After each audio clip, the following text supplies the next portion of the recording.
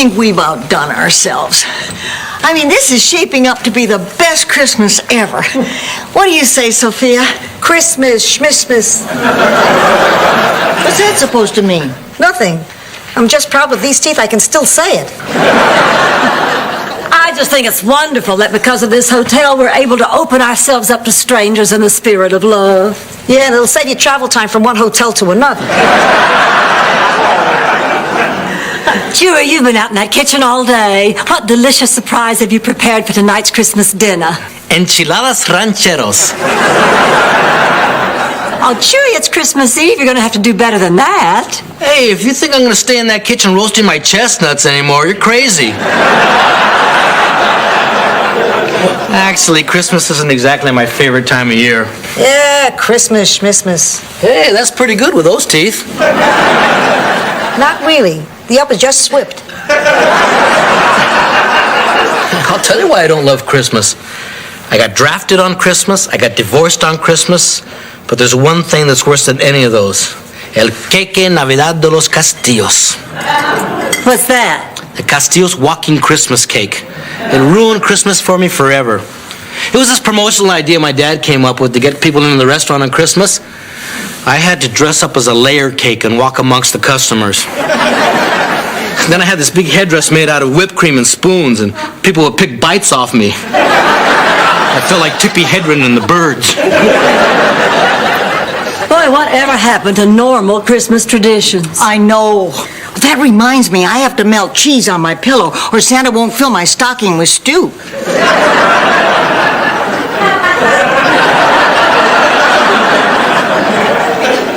No, I understand. Oh, it'll be my pleasure to help out. Oh, yeah, absolutely. Okay, yeah, you're very welcome. Bye-bye. Who was that? It's a guy I know down at the Children's Hospital. Yeah, they want me to play Santa Claus for the kids tomorrow. Oh. The original Santa fell through. Oh, Roland, this is quite an honor. I hope you've had the necessary training. It's no big deal, Rose. I'm just going to put on a red suit and go down there and pass out some gifts. Oh, no, you're not, Buster. What? The real Santa doesn't go through the motions. If you're going to do this, you're going to do it right. Now, let's see your belly. I beg your pardon? Your belly, mister!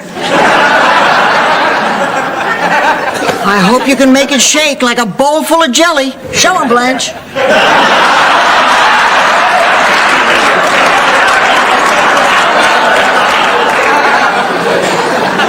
Rose, I do 150 sit-ups every night to get my stomach to look like this. Oh, great, a taut Santa. Oh, we have a lot of work to do, my friend. That's not much of a beard. I hope you can come up with some really good facial hair by tomorrow. Show him, Sophia.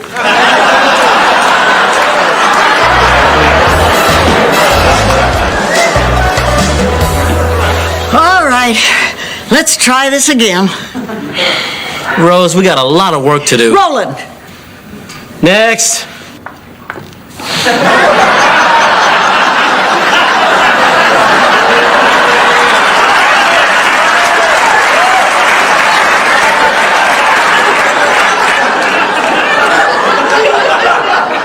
Hello, Santa. Hey, well,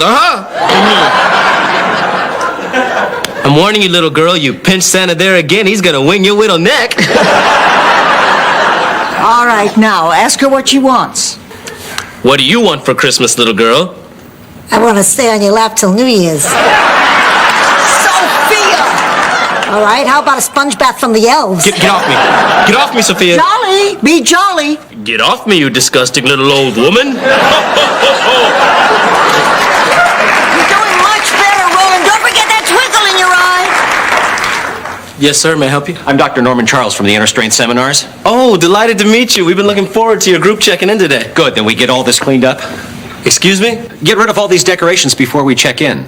The woman I spoke to on the telephone promised me a strictly Yuletide-free environment. She said it would be no problem to totally ignore Christmas. Actually, she said Christmas schmissmas, which I found rather impressive.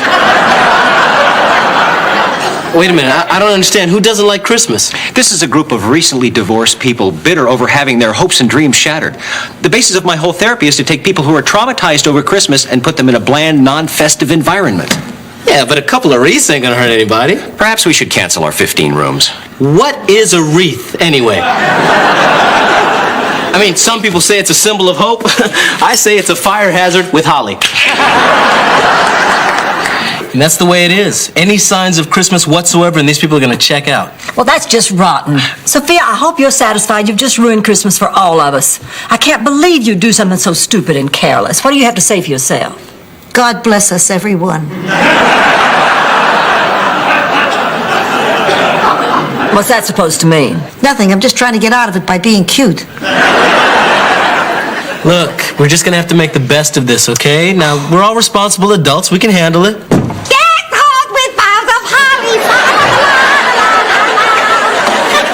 We need to talk, Rose. Oh, Rose isn't here. I'm Nicodemus, Santa's #1 helper-in-chief. Rose, honey, we've got some bad news now. There's been a terrible mix-up. We cannot mention Christmas in front of this group of guests we got coming. What? So, of course, that means costumes got to go. No way. I'm going to wear my elf costume or I'm going to walk around naked. I know I've said the same thing myself many times. But, honey, try to understand. They'll check out if they see or hear anything that has to do with Christmas. Well, can't we secretly celebrate in one of our rooms? No. Look, if they hear a Christmas carol or laughter or merriment of any kind, they're just going to leave. Does that mean all kinds of merriment? Well, I made a late date with a Dickens caroler, and I have great expectations.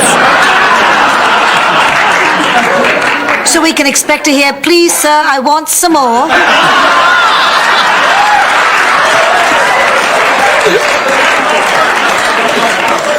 Cancel the day, Blanche. Oh, but it's Christmas. Oh, that's right, and we're all going to be so disappointed if we can't have Christmas.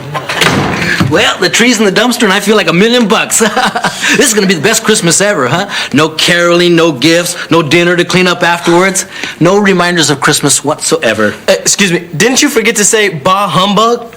So I did. Bah humbug! Bah humbug! Chewie, every time you say bah humbug, an elf cries. Rose, the elves are crying because they're lonely little men whose dating pool consists of reindeer and each other. Look, I'm sorry. We just obviously have very different ideas about Christmas. I mean, I don't think people should go in to hawk up their ears to buy gifts for people who are just going to leave them and desert them anyways. Christmas, who needs it? Bah humbug. Oh, how can anybody be so cruel on Christmas Eve? Let's fire him.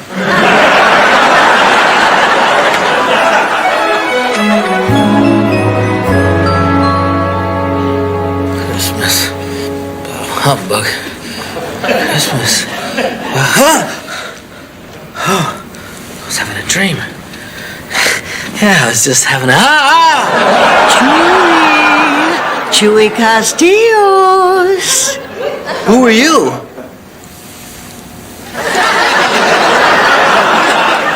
Rose? What are you doing in my bedroom? I am the ghost of Christmas past. What? Why am I wearing this goofy hat? Haven't you ever had a Christmas dream before? Never. They only come to those who wait. No, that's something else. You're not really here. You're just something I ate at Woodstock. Chewie Castillos, you have neglected the spirit of Christmas and the welfare of your fellow man. I am going to take you back to your childhood. Okay. But can we skip junior high? I had zits and no friends. Save it for the shrink. Come with me. Come with me. Come with me. Come with me. Come with me. My mistake. My mistake. My mistake. My mistake.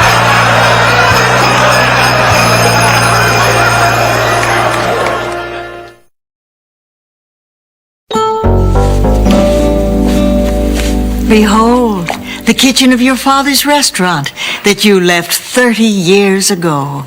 Actually, this is the kitchen of the hotel I left 30 minutes ago. Was there an oven in your father's kitchen? Yes. Was there a sink in your father's kitchen? Yes. Then shut up and work with me on this. Hey, it's my pop. I never realized what a good-looking man he was. Hey, Pop, looking good. He can neither see nor hear us. Who said that? Okay, Chewy. Chewy, come on, mijo. No, Chewy, all the customers are waiting for you, son. make them go away. I can't do that. They're all waiting for el queque Navidad de los Castillos. We can't have Christmas without you, mijo. Oh, here it comes. I can't look. Look. How bad can it be? Ay, qué chulo.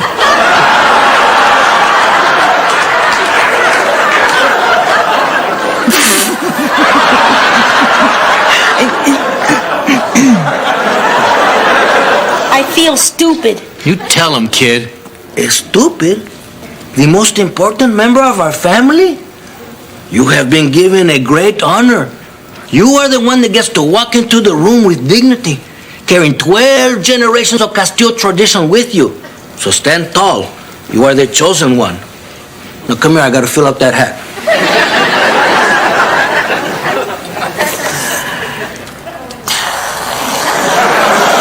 Do you know what it's like to have your head filled with whipped cream?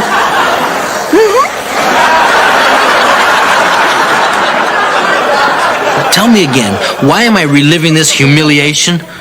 Chewy Castillos, your father was trying to teach you a valuable lesson, but because of your embarrassment, you didn't listen. Now remember, Chewy, the reason we open our restaurant on Christmas is so that people without a loving family like ours can have a nice, warm, friendly place to celebrate the holidays. This is what Christmas is all about, the joy of giving, huh? I know that, Papa. But why do I have to wear the costume? Because you can't charge a 2-drink minimum without a floor show. Come on. I don't know about you, but I was touched. Okay, Ghost of Christmas past. Where'd you go? Whoa! Who are you? I am the ghost of Christmas presents. The ghost of Christmas presents? Don't you mean the ghost of Christmas present? Honey, do I come to where you work and tell you how to flip burgers? Listen, back off. Besides, I've learned my Christmas lesson. You know, my dad wasn't such a bad guy. But still, do you know what it's like to be covered with whipped cream on Christmas? Oh, yeah. Now, I have come to find out what presents you bought. For who? Well, for that young fella and those 2 older ladies and that gorgeous young Southern girl. I didn't get him anything.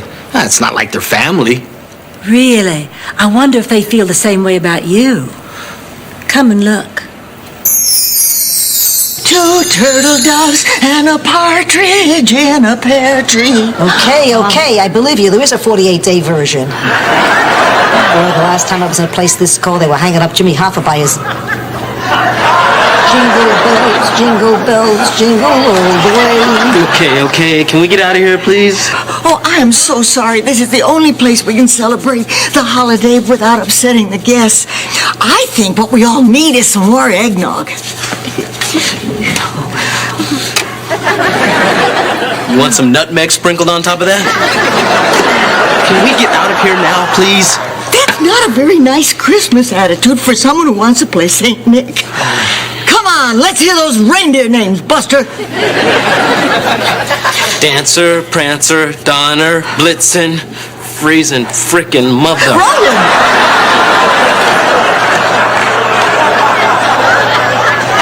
Look, we're all cold. We can't leave until we open our presents. Oh, no. Can't open our presents yet. Chewy's not here. He's still in his room. Probably wrapping all our gifts.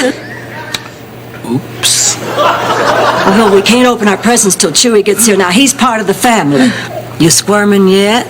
Yeah, I'm squirming. Boy, it's cold. I'm frozen stiff. All I can move is my mouth. There's a no-win situation. I never thought I'd say this, but this has really been a wonderful Christmas. It's brought us all closer together. I mean, we may not have the trimmings, but we've got each other. And that's really more important than all the fancy parties and presents. You know, that's the thing about Christmas. You know where your home is. I mean, whether you can get there or not, you know where it is. Yeah, it's right here. Yeah. A toast, then, to us. Yeah. And Chewy. The absent friend. Yeah, Merry Christmas. Merry Christmas. Oh, Merry Christmas. I love you. So how do you feel? About this big. Yeah, I'm cold too. Let's get out of here. What a nightmare. You know Andy Garcia yourself. Who are you? Topper. I'm the ghost of Christmas yet to come. You're not much for picking up on a pattern, are you? Look at the TV. Hey, it's me. That's right, it's your future. No, don't show it to me. I don't want to see it. It's either this or a very Brady Christmas. And I got the clicker, so relax and enjoy.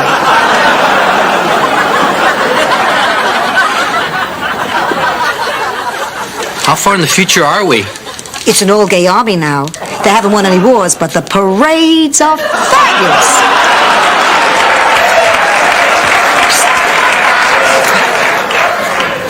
Christmas gift exchange at 5 o'clock. What, are you crazy?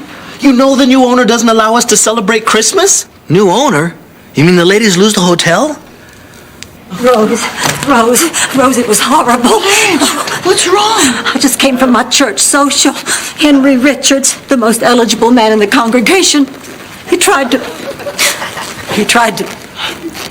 kiss me. Just felt so unclean. In the future, Blanche hates men? Pretty good plot twist, huh? I simply cannot ever look at another man ever since that horrible, evil thing married me and then divorced me to get this hotel. Oh, I hate him. Oh, I hate him too. Hey, who is this monster who bought the hotel anyways? Oh, look, it's Mr. Castillo's, Prince of Business, who drives all lesser mortals before him like leaves in a storm. What's up? Now do you see? Your hatred of Christmas turned you into a greedy, selfish monster who everybody hates. Surely not everybody can hate me. What about Sophia? Hey, where's Sophia? Oh, Mr. Castillos, I know how you hate and despise Christmas, but I was wondering if you perhaps could find it in your heart to let us have a little celebration. You want a celebration? Okay, but we celebrate my way. Oh, Spoonhead! Spoonhead! Come out here! Dance, Spoonhead! Dance, I say!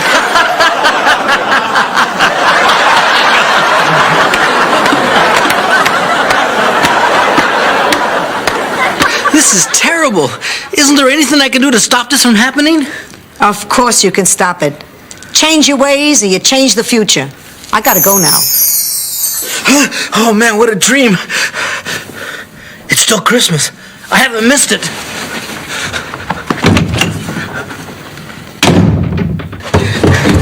Merry Christmas, everybody! The freezer!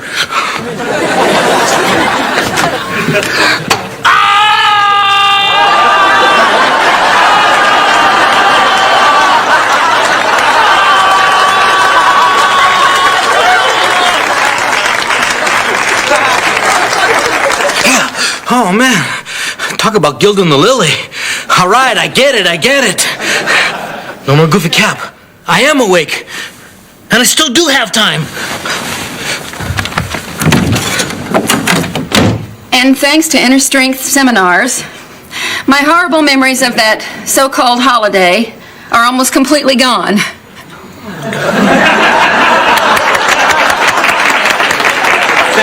Thank you, Wanda, for that very special testimony on a day like any other day. Merry Christmas! Merry Christmas, everybody! Will you stop it?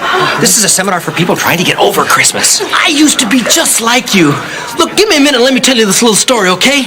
Look, when I was a kid, I hated Christmas. You know, and my dad was a fair man, but he worked us really hard and had this real strange way of celebrating Christmas, you know. Again. Merry Christmas to all, and to all a good night. Again. Merry Christmas to all, and to all a good night. Louder. No, I'm afraid those people from the seminar are going to hear. Besides, Roland has to be over the Children's Hospital in half an hour. Oh, yeah. Rose, thank you for everything you've done. I hope I don't let you down. Oh, don't worry. The minute you put on that red velvet jacket and grab your sack of goodies, you can't help but bring pleasure to people's lives. Merry Christmas, everybody! Merry Christmas! Hey, wait a minute. What is this? I thought you people hated Christmas. Well, we did, but Chewy told us about this really amazing dream that he had, and after checking his blood alcohol level, it really got us to thinking. Chewy's right. Christmas isn't a time to be self-involved. It's a time for sharing your life with others. Maybe if I was a licensed therapist, I'd have known that.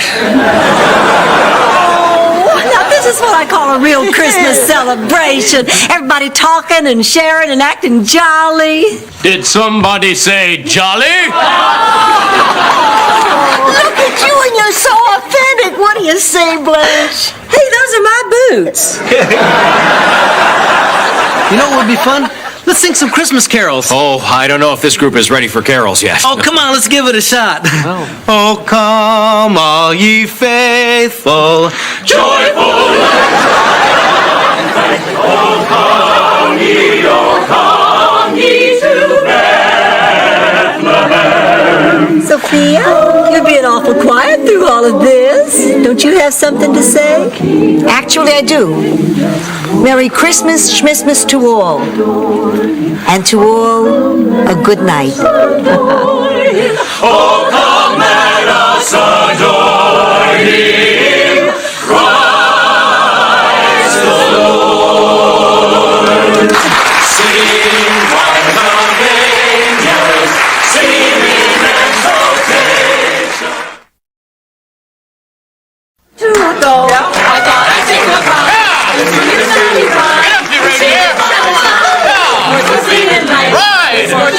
All about! We got into a drifting nation, we got upside. Oh, jingle bells, jingle all the way. Oh, what fun it is to ride in one horse open sleigh. Jingle bells, jingle all the way. Oh, what fun it is to ride in one horse open sleigh.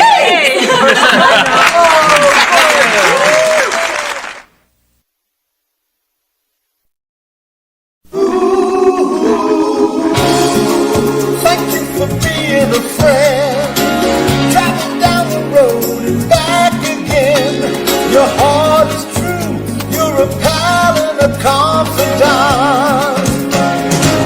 And if you threw a party, invited everyone you knew, you would see the biggest gift would be for me. And the card and text would say, thank you for being a friend. Thank you for being a friend. Thank you for being a friend. Thank you for being a friend.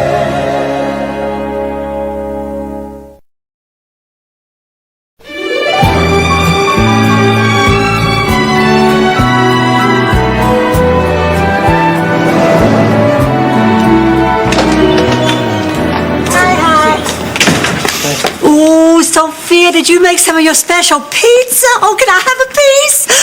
Goody. Someday soon I'm gonna die. Okay, where's the Parmesan? Hey, Blanche, how was your trip to Chattanooga? Wonderful, as always. Is there anything that you'd like to tell us about your trip? Like, what you saw, who you did? I saw my special gentleman friend. We had a lovely time, and that's all you need to know. And Blanche, Rose, why won't she tell us who she goes to visit in Chattanooga? Give it up, Roland. You're never going to find out that secret. She's been going there ever since I've known her, and she won't even tell me who she sees there. Hey, I'll tell you a secret I want to find out. What does Sophia put in this pizza, man? It's addictive. I haven't tasted anything this good since those brownies I used to make.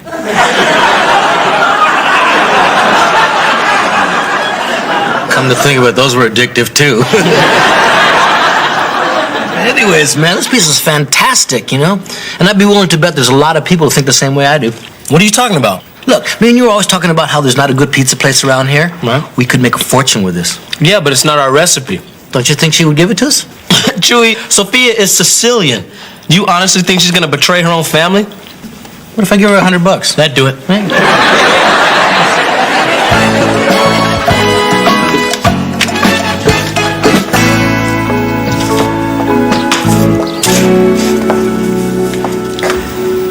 May I help you?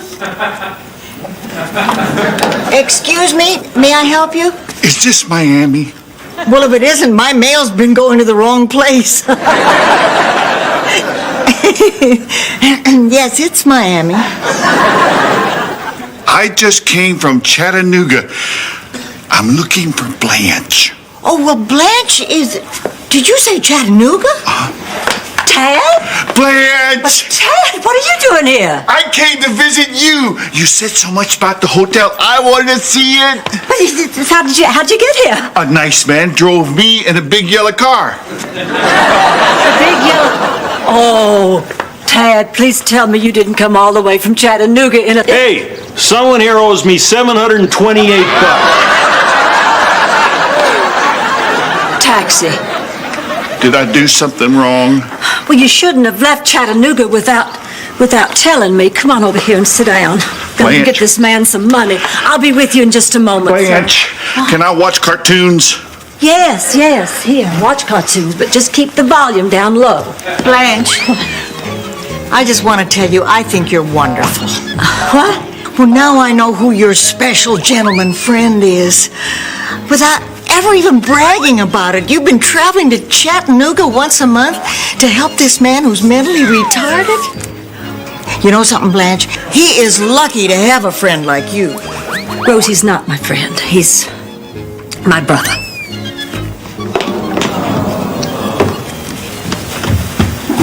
What do you mean he's your brother? You only have one brother, Clayton. Clayton is my baby brother. Tad is my older brother. Why didn't you ever tell me?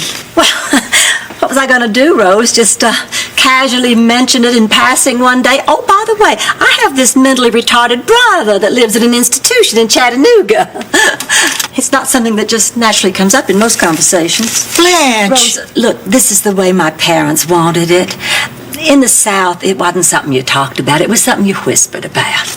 So I guess I just got so used to not talking about it that I just never brought it up. I can't believe it. I share everything with you. I mean, you know all there is to know about my family. I've told you every single thing there is to tell about St. Olaf. God, I wish I could believe that. Tad, are you tired? Should I get a room ready for him? Oh, Tad's not spending the night. Oh, he's going back to Chattanooga immediately. But he just got here. Oh, why don't you let him stay a little while? Absolutely not. Oh, come on, Blanche, just a couple of days. I mean, I know he'll enjoy it, and besides, everybody's going to want a chance to meet him. Oh, all right, he can stay, but just for the weekend. Can we go find the dolphins? What? Dolphins? You know Flipper on TV. Well, every time I see him, I always want to know what it feels like to touch him.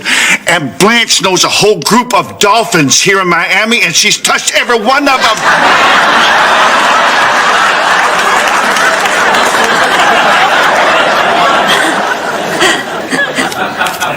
Why don't I just go call Chattanooga and tell them what's going on? Do you know what a dolphin feels like? No. But my room is right next to Blanche's. I know what they sound like.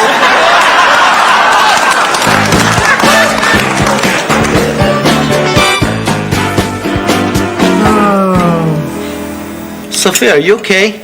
You seem a little stressed out lately. I'm 87. I'm playing dodgeball with death. It makes me a little edgy. Take a massage and make you feel a little better? You'd be willing to do that? Oh, it's been so long. Hey, sure, why not? Well, because when you get to be my age, people don't like to touch you. I don't understand why. What's this here? A patch of psoriasis. Work around it.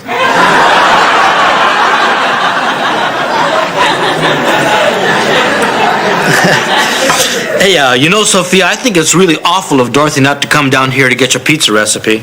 In fact, I think it would teach her a lesson if you gave that recipe to somebody else. You're right. Really? But it would have to be someone I care about.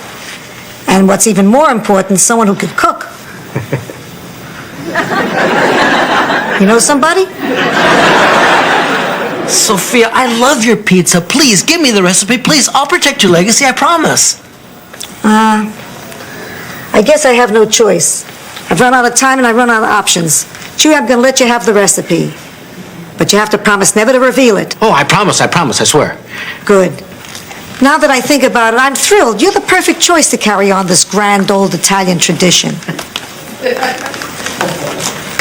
Oh my God, a Mexican.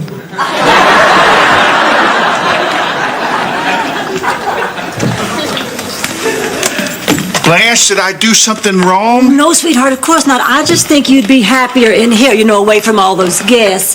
Rose, you don't mind if Tad sits here with you for a while? No, not at all. Sit down, Tad. You can help me fold napkins. Now, I want you to sit here till I get back. I don't want you playing hide and seek. I don't want you making any messes. And especially, I don't want you playing with matches, okay? Okay. So, are you having a good time? I guess. Here, honey, you just go like this and then like that, see? What do you do for fun in Chattanooga? Well, I visit my friends at the center, and I go to the park. Oh, and I watch cartoons. I love cartoons. I like Scooby-Doo and Tiny Toons and Muppet the Babies. Oh, I love the Muppet Babies. I watch them with my grandkids. You know the one where Baby Kermit gets sucked in the time machine and Baby Fozzie can only save him if he pretends to be a girl? That's one of my favorites. Nobody ever talked with me about cartoons before. Hey, I don't have much to do today. Why don't you and I spend the day together? We can go to the zoo or the museum, anything you want. I'd like that. You know, I don't care what my sister says. I think you're really smart.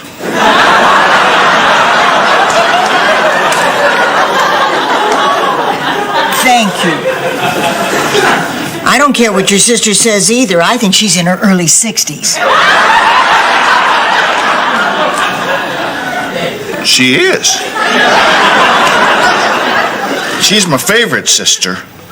She sends me stuff at Christmas and my birthday. You know, Ted, you're very lucky to have Blanche for a sister. I know. She's a beautiful creature, delicate, fragile, and exquisite. The fairest flower in God's garden. She made you memorize that too, didn't she?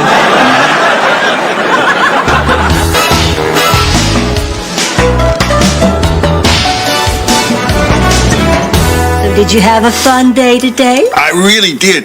Roland played checkers with me. He's funny. Mm-hmm. And Sophia made me Spaghetti. skitty. Mm-hmm. And you know, Chewie taught me how to make funny noises under my arm. He did? Yeah.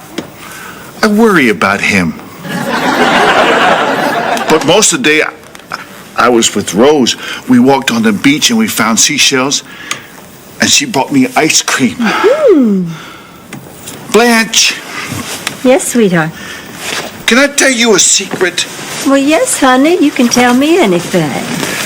I'm not going back to Chattanooga. You not? Why not? Because I'm in love with Rose.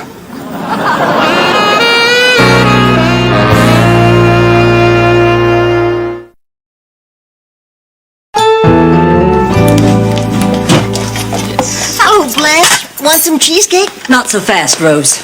Okay. Hello. Want some cheesecake?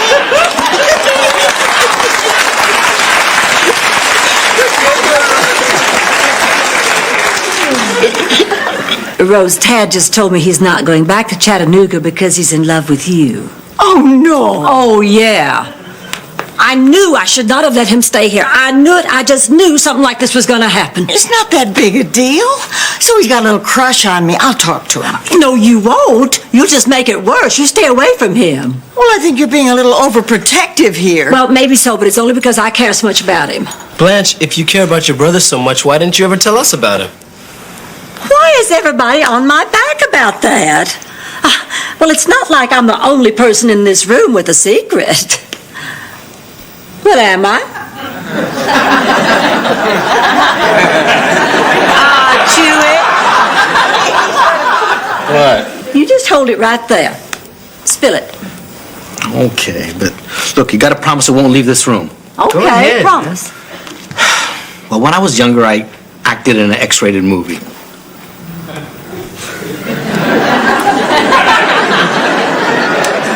Get out of here. I didn't take my clothes off or anything. As a matter of fact, I didn't even know it was a dirty movie. I mean, this guy just wanted me to play the part of a bellboy, and he just said, open the door to this room and react. It wasn't until I rented the video that I found out what I was reacting to. I just wish I'd have watched it before I sent a copy to my folks. All right, Roland. What are you hiding? Okay, I'm a big fan of Helen Reddy's. How big? Well, you know that part at the end of the performance when she says she wants to thank her fans, whether they be white, black, Chinese, Mexican? Yeah. I'm the black one. Okay, I guess it's time for me to tell my deepest, darkest secret. I once stole candy. And then killed a store clerk. Oh, you did not. Well, I know, but how else am I going to top porn and Helen Reddy? And when she sings You and Me Against the World, sometimes I pretend I'm you. Now stop it. You're scaring me. Okay, I was born a man. Come on.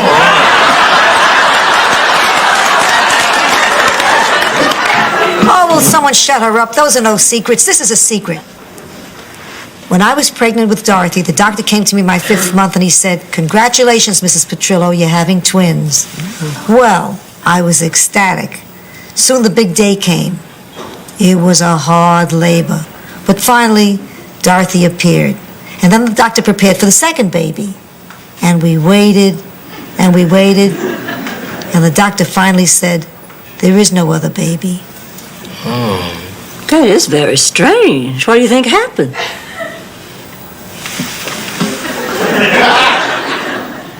Dorothy ate her.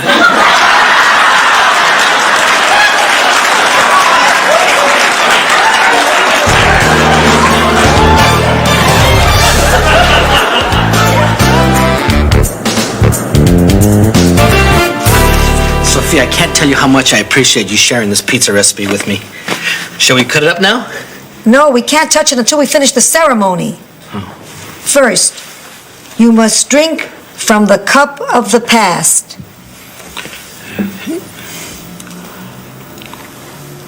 Not bad. What is this? The blood of my mother. It's tomato juice. Haven't you ever heard of symbolism?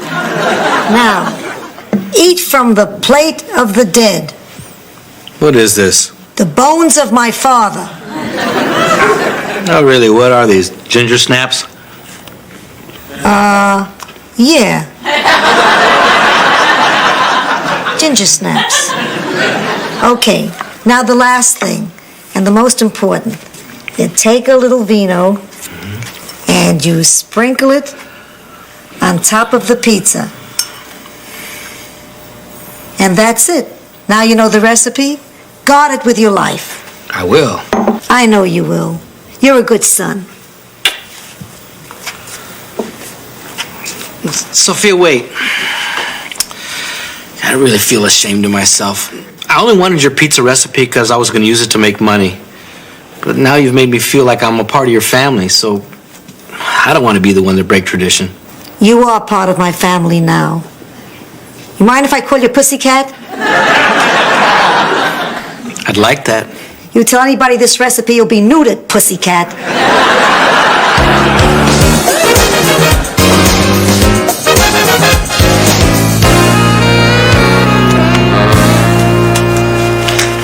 Good morning, Rose. Good morning, Ted. Did you sleep well?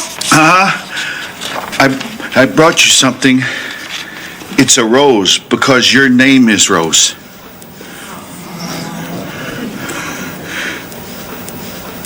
What's the matter? Don't you like it? Oh, Ted, why don't you sit down? I want to talk to you.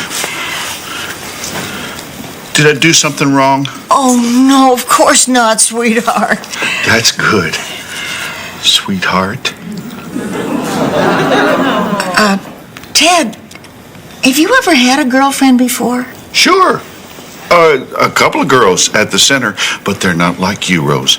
They are not like you at all. Now, what is that? Rose, I thought I told you to stay away from him. I just thought it'd be easier if I told him. Told me what? How dare you go against my wishes like this? Blanche, please. Told me what? Oh, Ted, I don't quite know how to say Oh, for this. heaven, what she's trying to say is that she doesn't love you and we're going to stop pretending that she does. Blanche! I didn't do anything wrong. Oh, You said I didn't do anything wrong. Explain. I did. You said it. I heard you and I didn't do anything wrong. I didn't do anything wrong. I didn't. Ted, it's okay. You want to come in here with me and Chewy and help us make some breakfast? You want to do that? I didn't do anything wrong. I know. That's okay. Come on. Come on, right here. If you had just let me handle Don't this. you dare point your finger at me, Rose Nyland. This is all your fault. Tad has never acted like that with me before. And look where we are. What if some of the guests were here to see that? Yes. Your brother just had his heart broken and all you can think about are the guests? Are you really that selfish? I am thinking about Tad.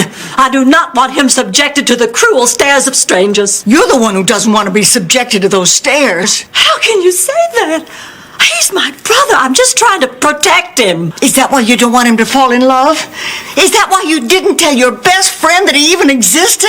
Is that why you've kept him hidden away up in Chattanooga to protect him? Tad's happy there. They take good care of him there. He's got a job. He's got a life. A life that includes you once a month. The reason you kept Tad such a secret is the same reason you've kept him away from the guests ever since he's been here. Blanche, you're ashamed of him. And I'm ashamed of you. All right. You want to hear the truth? Yes. I'm ashamed of it. You happy now?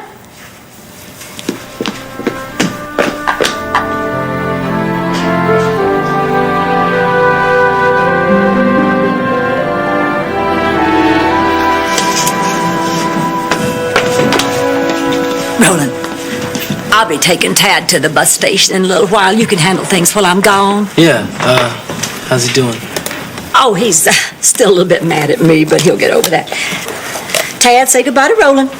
Goodbye, Roland. All right, Ted. We'll see you on your next trip, okay? You take care. Can I at least say goodbye to him? Go ahead. Tad, I'm sorry we can't be boyfriend and girlfriend, but I found something we can be. Something better. We can be Valentines. You mean it? Will you be my Valentine? You bet. I'm going to keep this card forever. Oh, that's a very special card. Someone gave me that a long time ago. Someone who loved me very much. Maybe he wants it back. Oh, I don't think he'd mind. He knew you only give a Valentine to somebody who means the world to you. Somebody you're glad to have in your life. Really?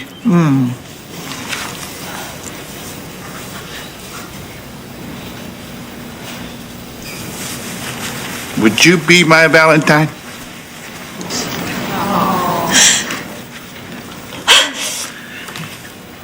Did I do something wrong? No. No, Tad, I did. Hey, Tad, how would you like to come stay at the Golden Palace a lot more often? I'd like that. Good, because I think it's very important that people people see what a wonderful brother I have. And maybe we could even go to Disney World or, anywhere you want. We'd do anything you like, Ted. Anything. Anything? Anything. Anything. Would you watch cartoons with me?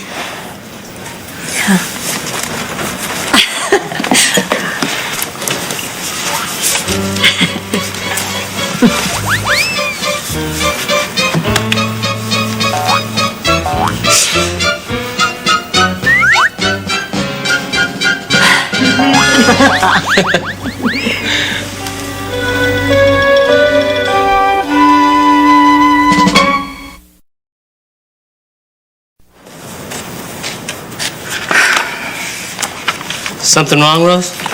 Oh, I'm a little depressed. I've been trying to think of some secret I've been hiding, and I can't. Well, not everybody has to have some big secret. Oh, but I feel so ordinary and boring.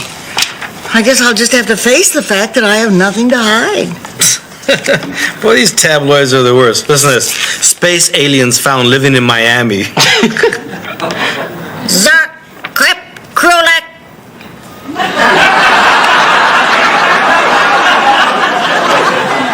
What did you just say? I said, that's ridiculous.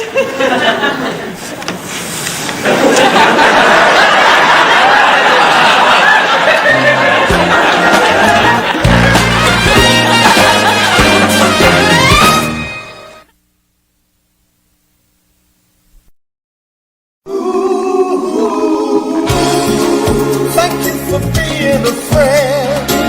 Traveling down the road and back again. Your heart is true. You're a pal and a confidant. And if you threw a party, invited everyone you knew, you would see the biggest thing would be for me.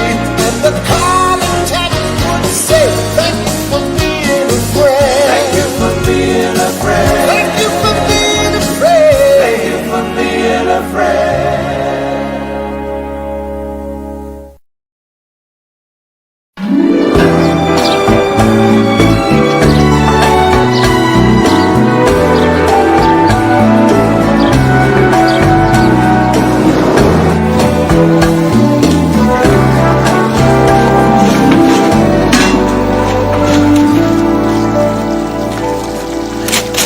Hey, Sophia, isn't that sauce ready yet? It's coming, it's coming. My God, I haven't cooked this much since I worked in Mussolini's kitchen during World War... Since the Feldman wedding. Okay, man, I'm ready to help. Okay. Oh, yeah, stick your hand in one of those chickens and pull out the giblets. Man, get out of here. I mean it, man. Stick your hand in there. Come on. I'm not sticking my hand in there. Roland, I told you I needed help in the kitchen, man. You were the one that volunteered. What are you afraid of? Everything that's in there. Look, there's 3 things I don't do. Number 1, I don't squish bugs. Number 2, I don't answer guys in the bathroom when they ask, hey, does this look normal to you?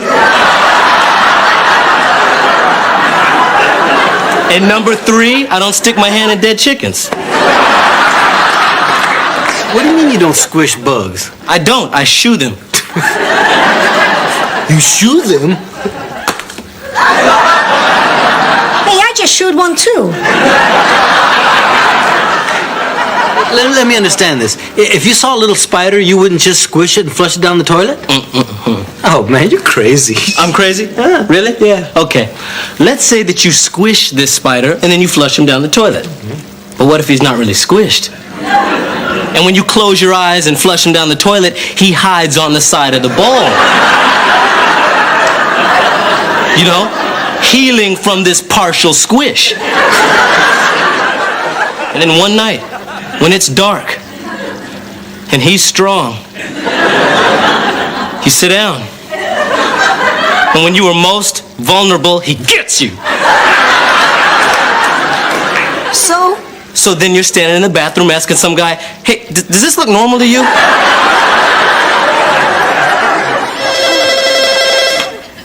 Front desk. Oh, yes, Mr. Burroughs. Yes, I know there are supposed to be 8 chicken fingers in an order. I'm sorry you only got 7. Well, my God, since you lawyers got here, all you've done is threaten to sue. No. It will be my pleasure to give you the finger.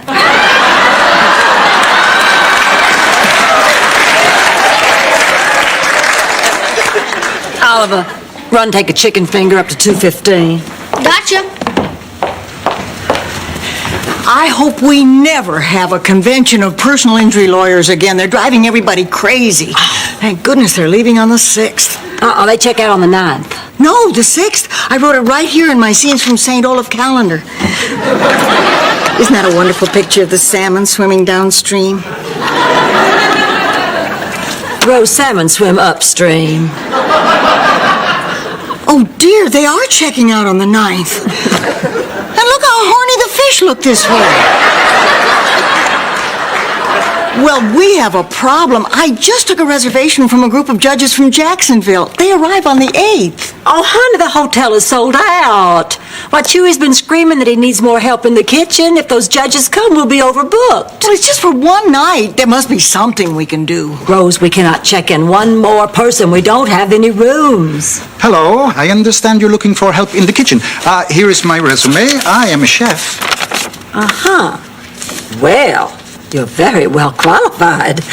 Why don't you just go right through there to the kitchen? Tell Chewy that Blanche said you're to start immediately. You know, when you hold the calendar this way, it's a herd of live cows.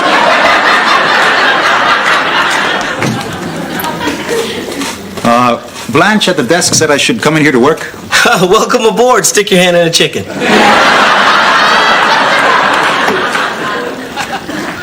Get out of here, man.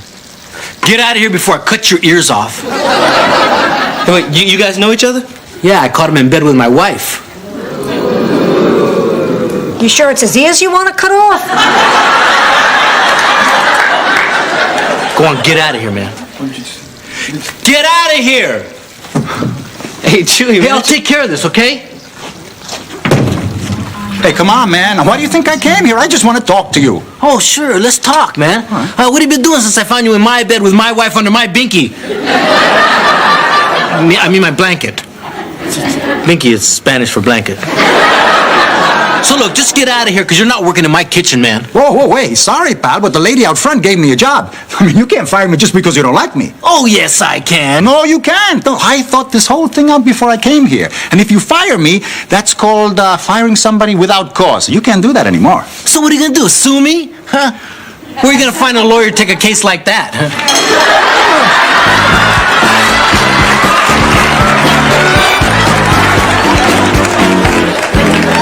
Oh, my goodness. What's the matter? Oh, it's from the insurance company. It's the check. I sent them and our policy both marked canceled. I knew it. They canceled our liability insurance. Now, why would they do that? Well, you remember when Rose covered the pool before everybody was out of it? Yeah? Well, apparently this guy's still having bad dreams. The insurance company settled with them out of court, and now they're not going to renew our policy. As far as I'm concerned, we ought to be the ones suing. We're the ones that had to repaint the side of the pool to get out those scratch marks. Look, Blanche, all I'm saying is we got to be careful. I mean, without liability insurance, we lose a court case, we lose everything. Okay, let's go. Let's go. Oh, listen, honey, I do hope you call those judges to tell them we don't have any room. I think I figured out how we can fit the judges and the lawyers and keep everybody happy. Really? What's your plan? Oh, it's not really my plan. It's a plan that was devised in St. Olaf during the Big Monkey trial of 1945. The Big Monkey trial. Oh, yes. And it's a good thing we were able to find a jury of his peers, or we would have convicted the wrong big monkey.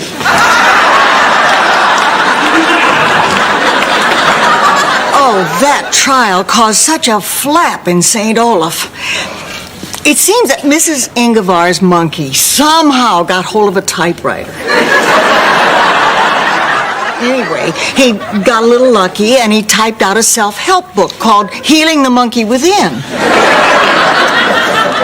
Of course, everybody wanted to see that trial. I mean, we were sitting on each other's laps. We had to double up. And soon the verdict was read. What happened to the monkey? Ow. He was found guilty of intelligence. So the townspeople shaved him. It turned out okay, though, because Mrs. Ingevar became rich, passing him off at carnivals as a man from Mars. What's the point of all this? Well, I guess the point is, if you want to make some money, shave your monkey.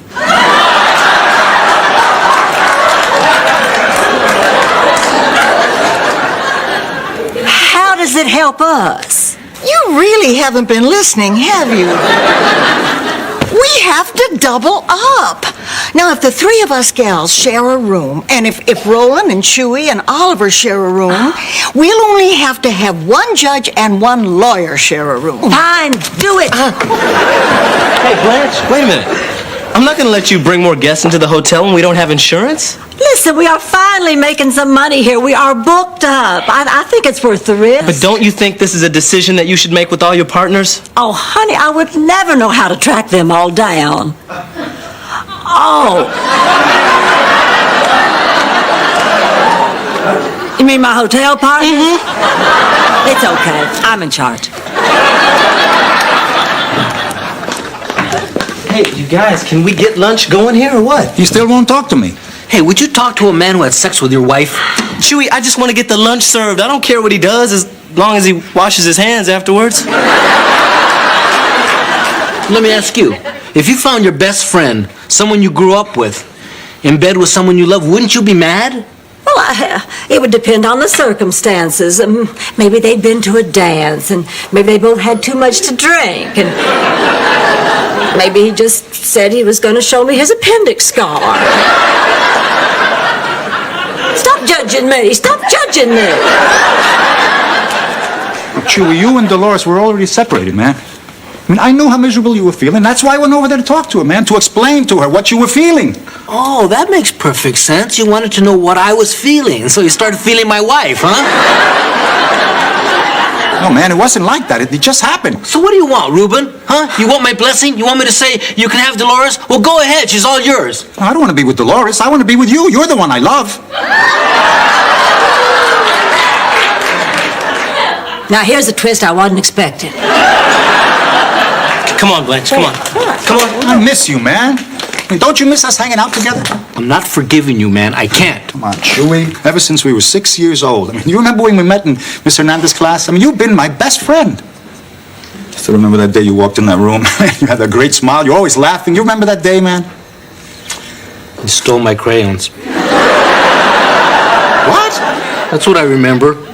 You stole my crayons. First my crayons, now my wife. Everything I ever loved to play with.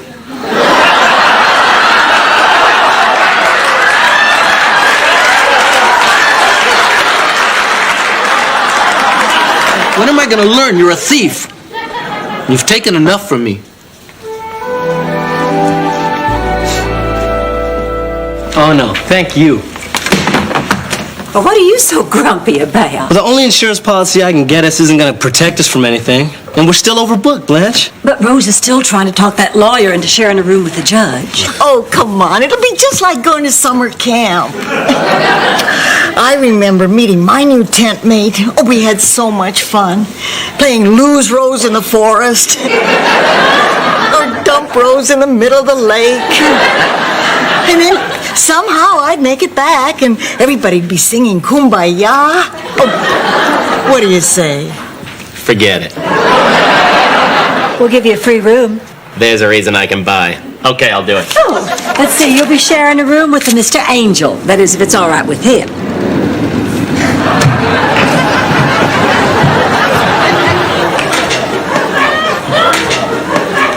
I'm sorry, boys, but we're all booked up. We have reservations.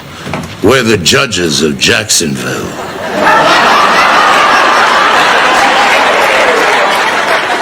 I spoke with a woman named Rose. She's Rose. Get rid of them. Your Honors, hi, Listen, I made a mistake, and we really don't have enough room. If you stayed here, you'd have to share a room with him, and you wouldn't want to do that. Sounds like fun. Oh, it wouldn't be. He's a lawyer. Great. I hate lawyers. Well, okay, I'll need your full name, Mr. Angel. Angel of Death. Angel O'Death. An Irish boy. What a silly little mix-up. I guess, of course, you won't want to be staying with us tonight. Oh, I'll stay. But if anything happens to me, this hotel is mine.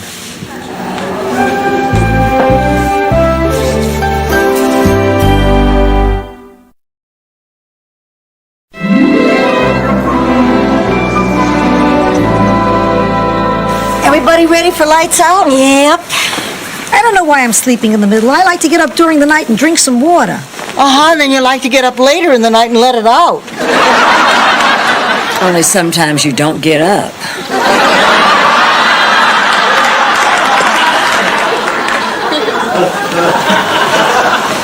Oh, I hope that lawyer and that biker are okay. It's a shame how society has to kowtow to those hooligans, those no-goods who prey on decent people everywhere. And the bikers are just as bad. Well, I guess we really don't have to worry. Even if that lawyer sues, we're covered by our insurance policy. Girls, I'm afraid we have to talk. What's the matter, Blanche?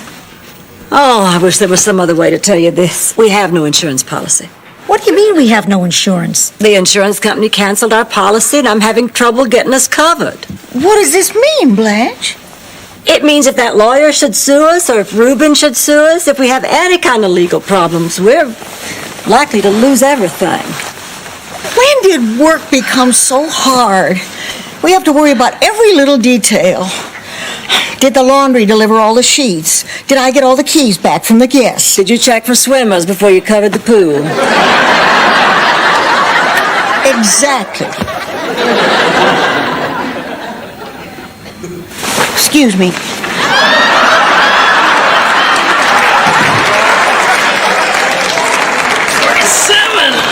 $48, $49, $50. Sit-ups? You bet. 1, 2, 3. Hey, slow down, man. 4, 5, 6, 7, 8. Oh, no thanks, I just did. Man, what are you doing? I thought you said you wanted to pump up. No, I said plump up. Hey, besides, nobody trusts a skinny chef. What are you talking about? All the great chefs are porkers. Prudhomme, Beard, what's that other dude's name? Julia Child. Guys, your tent's ready. Oh, hey, Oliver, why don't you sleep in the tent, man? You can pretend like you're out in the middle of the woods, get a little campfire going. Yeah. I'm a city kid. I hate the woods. There are bugs in the woods. Oh, then I'm definitely not sleeping in the woods. Look, wait a minute. You were just a kid, we are two big, strong men, and we're tired. Now get in the tent. I'll sleep in the tent. Good night, everybody. Good night.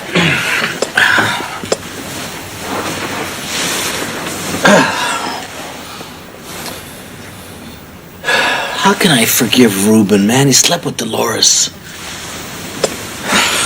I know, man. It's no argument here. It was wrong. Totally indefensible. But carrying around all this anger is killing you, man. And it's changing you, too. I miss the old Chewy. Look, Reuben was my best friend. Yeah. It just hurts too much. You just can't get that close to a man overnight. Yes, you can if you just try.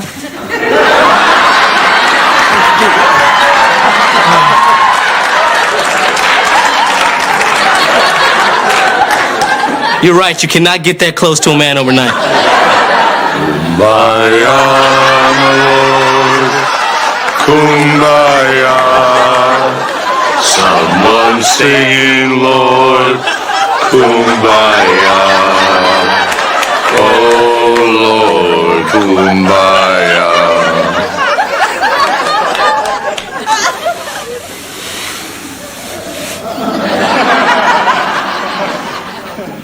What in hell is that?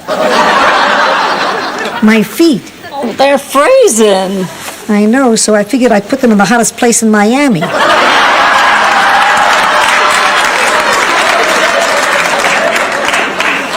Not without dinner and a movie first. It's not like I'm walking where no man's walked before.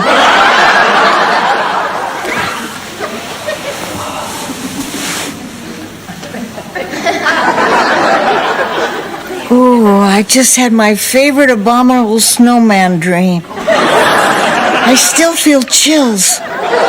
Those are Sophia's feet. Hi. Well, move them, lady. Sorry I woke you. I wasn't really asleep. I was just lying here thinking. You know, in my wildest dreams, I didn't think the hotel business was going to be this hard. Well, actually, in my wildest dreams, I'm carried off through the jungle by a gorgeous man in a leopard skin loincloth. I haven't worked this hard since I was a little girl on my father's dirt farm back in Sicily. What did your father grow? Dirt.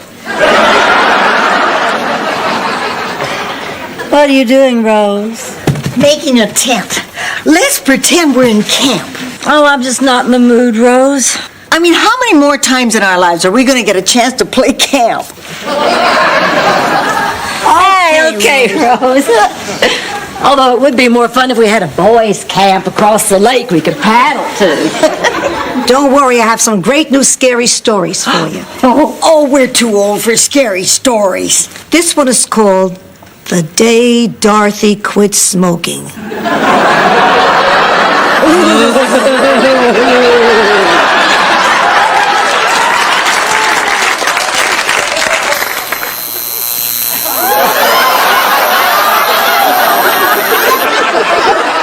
Yeah, that wasn't so bad, was it? I love it. Born to litigate.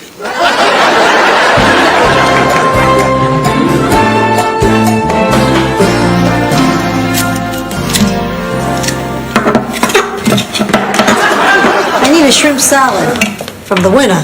I'll get You two still fighting? it. Well, not too much longer. This is my last night. Oh, we're gonna miss you. You seem like a nice person, except for that sleeping with the best friend's wife thing. Kumbaya, Lord, kumbaya. So you're gonna go, huh? Why not? You're not going to talk to me. Look, Chewy, man. I'm not perfect, man. And I'm really sorry about what happened. Look, man, for what it's worth,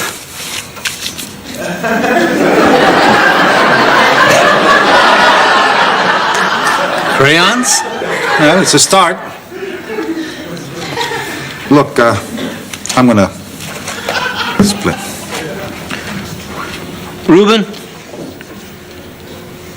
Come here. Look, I'm not doing this for you. I'm doing this for the old Chewy.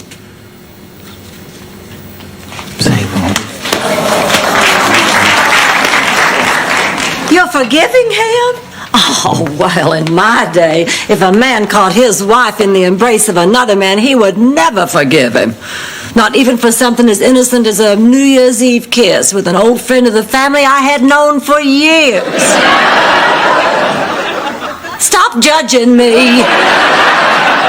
I'm not a tramp. I'm not a tramp.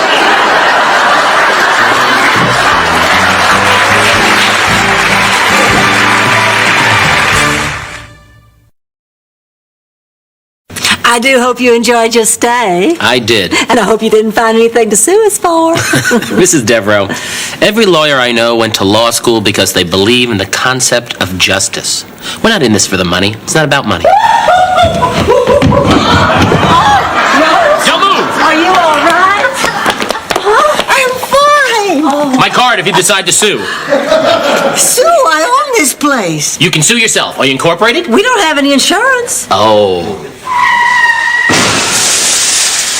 If you'll excuse us. Oh. Honey, are you okay? I'm fine. I just don't know what happened. Sorry about that, Rose. I couldn't see you over the towel cart. It was an accident. Don't you want to hear the rest of the monkey trial story? No, Rose, maybe next time we're upstairs.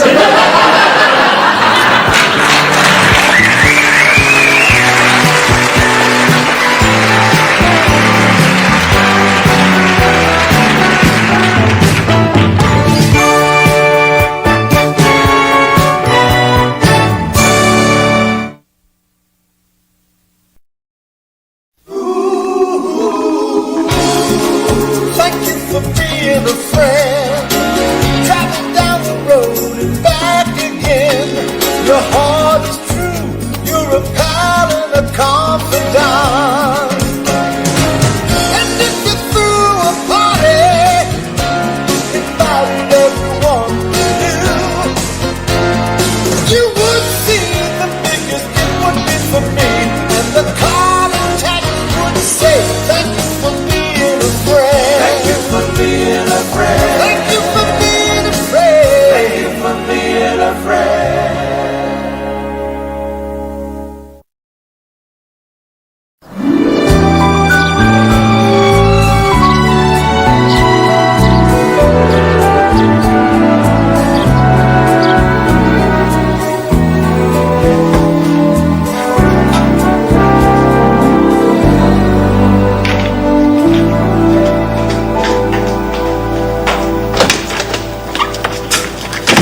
Okay, I just finished hosing out the dumpster and cleaning up the back alley.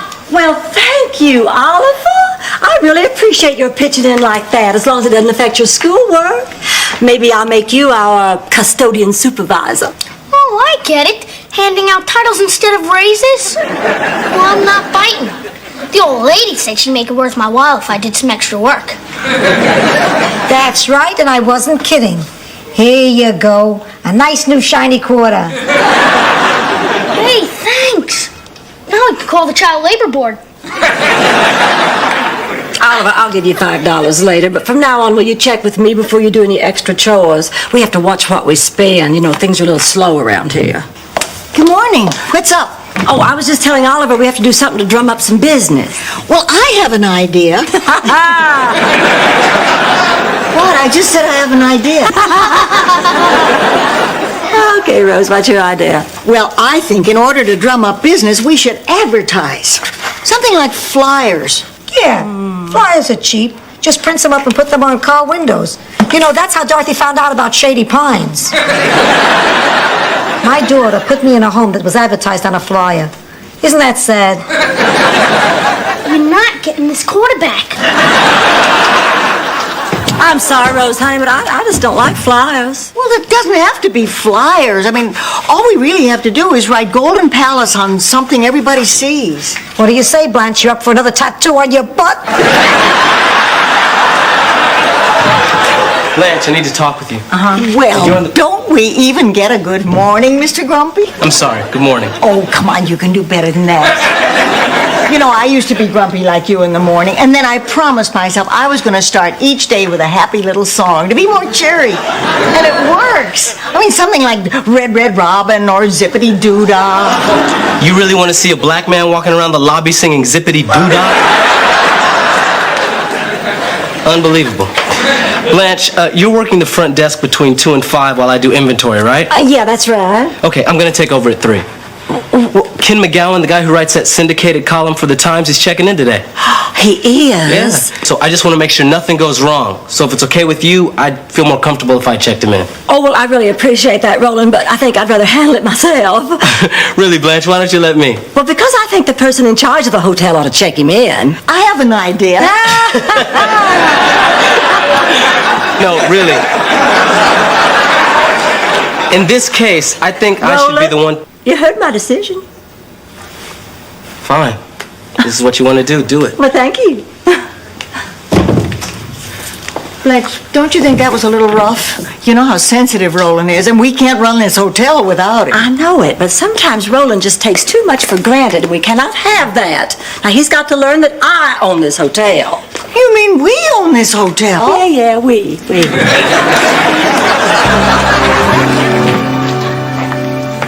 Hey, Blanche, ring the old lady's room and tell her to meet me in the lobby. All right, Oliver, but you really shouldn't call Sophia the old lady. That is disrespectful. Okay. No answer. Wonder what the talking prune is up to now. You're right on time. Let's roll. What are you all doing this afternoon? I'm handing out flyers with Talking Prune. I told you not to tell people my Indian name. Wait a minute. These flyers have coupons for free margaritas. Yeah. The plan is they come here, get loaded, we take their car keys, then they have to check in. See, it's part of my get drunk and wake up in a strange Hotel America campaign. You're not handing out those flyers, Sophia. Golden Palace. You can't stop me. You have to check in that VIP. He's got homework to do. So he'll repeat 1 year. Blanche, guess what? I went down to the television station to check on advertising rates for the hotel. Rose, I told you we can't afford Listen to me. And I ran into an old friend who's producing the Barbara LeGrant show. The afternoon talk show. Oh. Well, anyway, we struck a deal, and starting today, they're going to plug the hotel on TV. All we have to do is put up the guests from their show. Starting today? You did this without checking with me? Oh, well, I had to act fast. I mean, a lot of other hotels were after this. I thought you'd be happy. I am. I just wish you'd check with me first. I do check with you first. That's why I didn't run right out and buy the hotel mascot. Mascot? For the slogan I came up with. The Golden Palace, not a bad place to stay. Listen to me. No sheep, Rose. No sheep, Rose. No sheep, Rose. That's all I ever hear from you. Hey, Blanche, who told Sophia to hand out these flyers on the corner? She got away from me. Well, I think it's hard to maintain the hotel's classy image with the old lady and a kid out front going, check it out, check it out. I'll take care of it later. Well, what are you doing here? You're not through with inventory already? Well, you said the person in charge should check in Mr. McGowan, and since you obviously aren't in charge here... Oh, wait a minute. Are you saying that I cannot run a hotel? I happen to make important decisions every day. I'm not looking for a fight here, Blanche. Who is this Ken McGowan anyway? Some hack writer for a 2-bit tabloid? I'm Ken McGowan. And I'm a fan. Nice to see you again, Mr. McGowan. I have a reservation. Yes, indeedy, you certainly do. I have put you in room 302, our largest suite. Okay. Perhaps Mr. McGowan would be happier in suite 306. It has a lovely ocean view. Okay. Yes, but 306 also faces the street. I'm sure he'd rather be in 302. Besides, I've already sent a basket of fruit up there. Okay. And champagne? Perhaps Mr. McGowan would like a little iced champagne after his long trip? Actually, I have a coupon for a free margarita. Okay. Well, I'll show you both of the rooms, and then you can judge for yourself. Okay. Just follow me, please, Mr. McGowan. Did you see that? He usurped me. Golden Palace?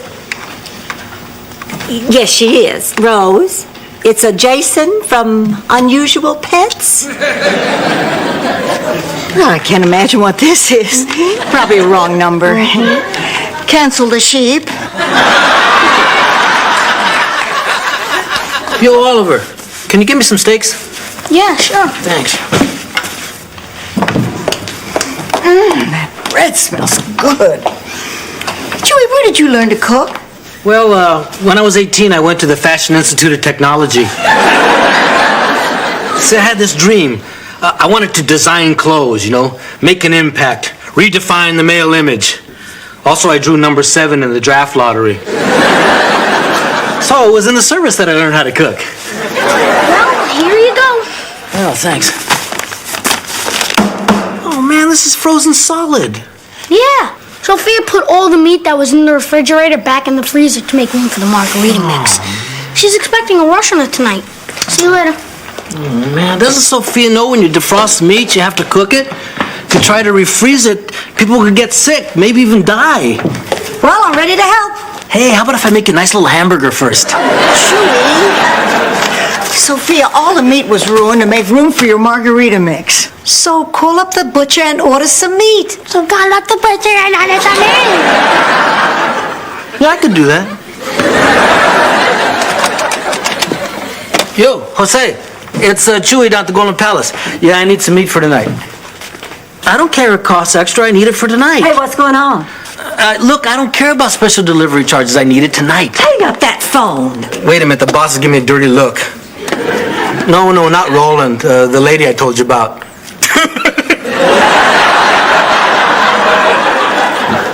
Yeah, that one. I gotta go. Chewy, I told you, anything you order for this kitchen has to be initialed by me first. Blanche, you're in here. You're supposed to be at the front desk. Roland, I'm not in a good mood right now. You tried singing Zippity Doo-Dah? There you go. Hey, what are you doing here anyway? It isn't even 4:30 yet. My shift isn't over till 5. Oh, it's almost time for our promo on TV. What promo? Oh, I got us a plug on the Barbara LeGrand show. All we have to do is put up her guests. Now, that's a great idea. That's really going to help our business. Well, Blanche didn't think so. She said I should check with her first. Yeah, me too. Me too, man. She said I had to check everything with her first. Man, just go back to the old way of doing things. Hey, that's twice you've usurped me. And if you have any other problems, Chewy, you come to me. Thrice! I got work to do. Roland, I'm talking to you. Will you please listen to me? Roland? Blanche, look.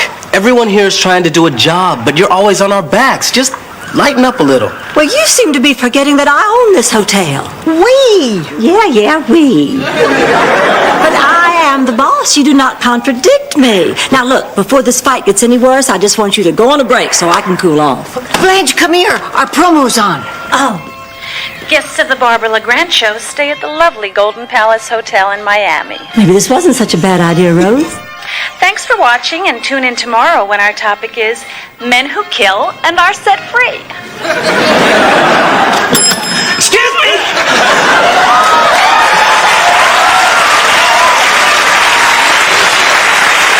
I'm doing the Barbara LeGrand show tomorrow. Could I get my room, please? You'll have to see her. I'm on my break.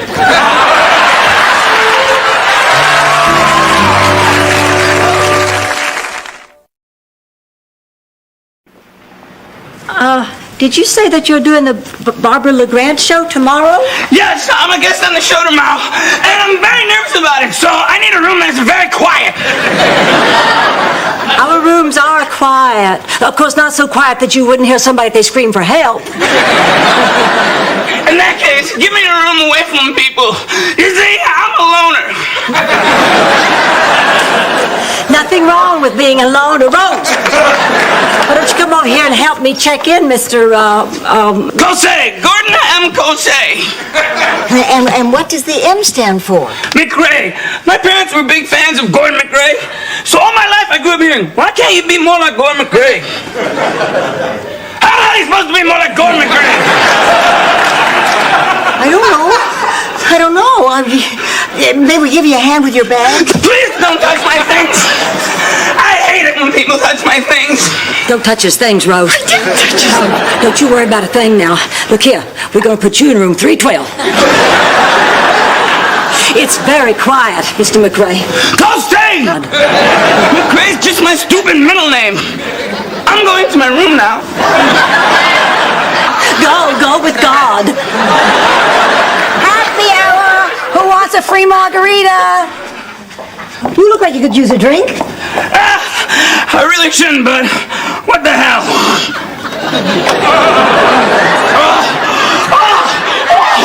Ice headache! Ice headache! Oh, man, it hurts. I won't forget this.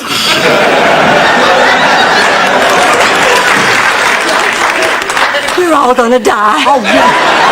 He's okay. He's just one of those poor souls who kills people. We're all gonna die. Don't say that. We have a murderer in the hotel, and Sophia's giving him drinks. Oh, we're all gonna die. Yeah, and it's all your fault. Now, what are we gonna do? Well, you're gonna go tell him he has to leave. Me? Well, don't forget, you own this hotel. Rose, we. Yeah, we.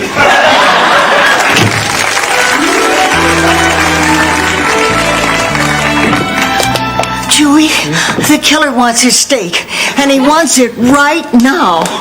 Yeah, well, I sent Oliver out to get him one. I don't think he'll wait much longer. Well, see if he wants another free margarita. I tried that. He's worried about what the salt will do to his blood pressure. Well, see if he wants some nachos or something. It's meat, man. We need meat. Okay, look, I'll just go out and reason with him, okay? I mean, even a nut can understand I can't cook a mistake if I don't have one. Look, I'll just explain the situation and have him order something else. Where's my meat? We need meat, man.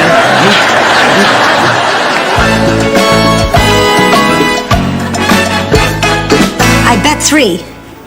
You're bluffing, Grandma. I don't see any fruit. All right, a call. Pair of 9s.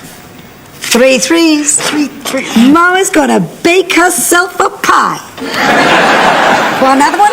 Yeah, sure, why not? What's going on down here? Oh, Sophia got my pot. Oh, well, she's a good cook, too. I'm sure she'll use it well. No, not that pot. The other kind. All right, what in the hell is going on here? What? We were playing poker and she won. What'd you think? Oh. Wait a minute. Blanche, I'm shocked. Do I look like the kind of guy that would smoke marijuana?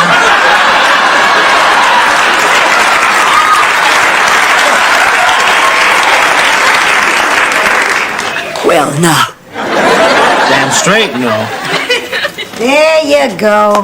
How many of those have you had? 7. You can't drink that much tequila. There's no tequila in this. I'm just whacked out on blood sugar. Whee! Oh, I'm so glad you're all here. I can't sleep as long as that man is in this hotel. Well, I can't sleep either, but not because I'm scared. Because I'm so mad at Roland. And I'm a little bit mad at you all, too. What did we do? Well, you're not supporting me. Rose, do you have any idea how important this hotel is to me? All my life, I've wondered what it would be like to run my own business. You know, I can remember when I was younger and wanting to go into business for myself. Now, I sat myself down and I said, what is it that I'm really good at that would make me a lot of money?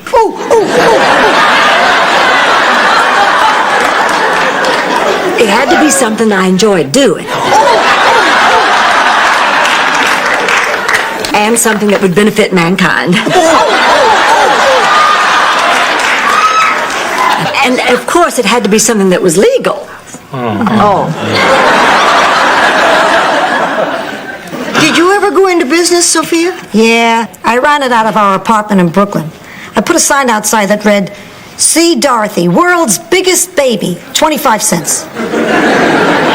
You're kidding. I've seen baby pictures of Dorothy. She wasn't that big. No, but she had a big head. So I got a couple of salamis, put a pair of baby shoes on them, and stuck them in her PJs. She looked like she was about 4 feet long. Charlie and I were going to start a business once. We'd been on a trip to Washington, D.C., and we poured every dollar we had into getting the rights to run the gift shop at the White House. The White House belongs to the government. Private citizen can't run a gift shop there. I know. All right, I know. So you see, Blanche, we've all had our dreams, but we all want the hotel to work, especially Roland. I mean, you're getting mad at him for wanting the same thing you want. Roland's young. He has plenty of time for his dreams. Besides, he ought to apologize to me.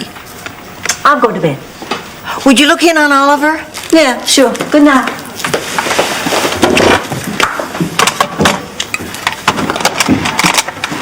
Roland, hi, it's me. Would you check on Oliver and make sure everything's okay? Thanks. What are you doing, Rose? Putting our hotel back together. It's open. Hi. I just came by to say good night, honey. Thanks. Can we talk? Talk? Why, sure. What you want to talk about? Why do you hate Roland? Oh, well, Oliver, I don't hate Roland. We're just having a little misunderstanding. You see, I just want what's best for this hotel. Doesn't Roland want what's best for the hotel, too? I mean, why wouldn't he? This is our home. Yeah, it is, isn't it? Hey, Oliver. Oh, I'm sorry, I just came to say goodnight. Well, aren't you gonna go after him? Yeah, I know when I'm licked. Roland. Come over here. What, you want me to check with you if I want to say goodnight to Oliver now? Blanche, look, I'm his foster parent. I think I should be allowed to say goodnight to him. Roland, I'm going to make this short. You certainly do know a lot about the hotel business, so why don't you continue doing what you were doing before I started my little reign of terror? That's it? What do you mean, that's it? I don't even rate an apology? That was my apology. Excuse me? No. That was, I may have been a little bit wrong, but now that things are falling apart at the hotel, could you please go back to running it, Roland? Pardon me? You're just being oversensitive. Can I get some money, please? I overreacted, didn't I? I'm sorry. I know sometimes that I can come off a little, A little weird? Yeah, you come off weird, man. Look, just try talking to people and don't yell all the time. That's some good advice. Lady, can I give you some? Oh, yeah. Come here! Everybody needs to be needed. Why don't you just tell them that you need them? Do it!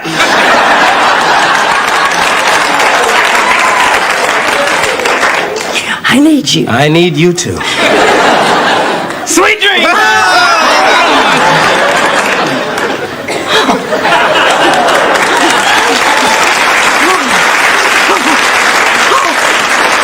God, you were just great. No, you were better. No.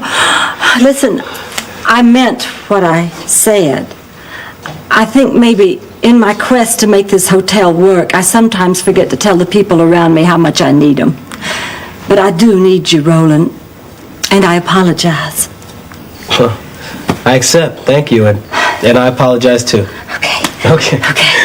And I'm really glad you stopped by to tell Oliver good night. I have to admit, I was a little scared. Oh, there's nothing to be scared about. I said it! I said it!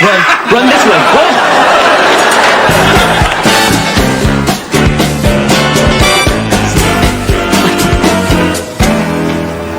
Oh. Look who's up. Good afternoon, sleepyhead. How's that sugar hangover? Dry up your round-heeled mattress, queen. What a zippity-doo-dah day. Good afternoon, Sophia. I'm gonna hurl. Hurry up. The Barbara LeGrand show's coming on. Don't you want to see our guest? Oh, yeah, that poor man. You know, he was kind of sad when you think of it. And welcome. Today's topic, men who kill and are set free. Just look at him, that poor, sad, scared thing. My first guest is from the Gainesville Prison for the Criminally Insane. Head psychiatrist, Dr. Gordon M. Cosset. Can you believe that? He's a psychiatrist. Well, I guess I didn't make such a stupid mistake after all.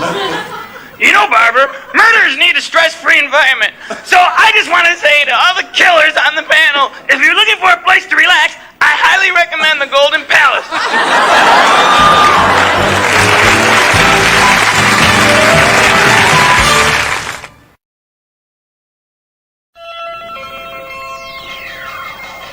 Guests of the Barbara LeGrand Show stay at the lovely Golden Palace Hotel. And on tomorrow's show, Midnight Shame. Adults who wet their beds.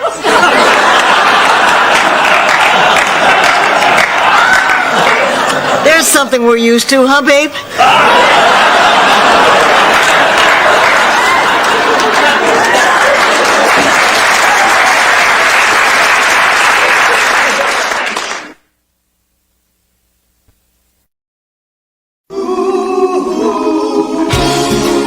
Thank you for being a friend. Driving down the road and back again. Your heart is true. You're a pal and a confidant. And if you threw a party, invited everyone you knew, you would see the biggest thing would be for me. And the call and text would say, thank you for being a friend. Thank you for being a friend. Thank you for being a friend. Thank you for being a friend.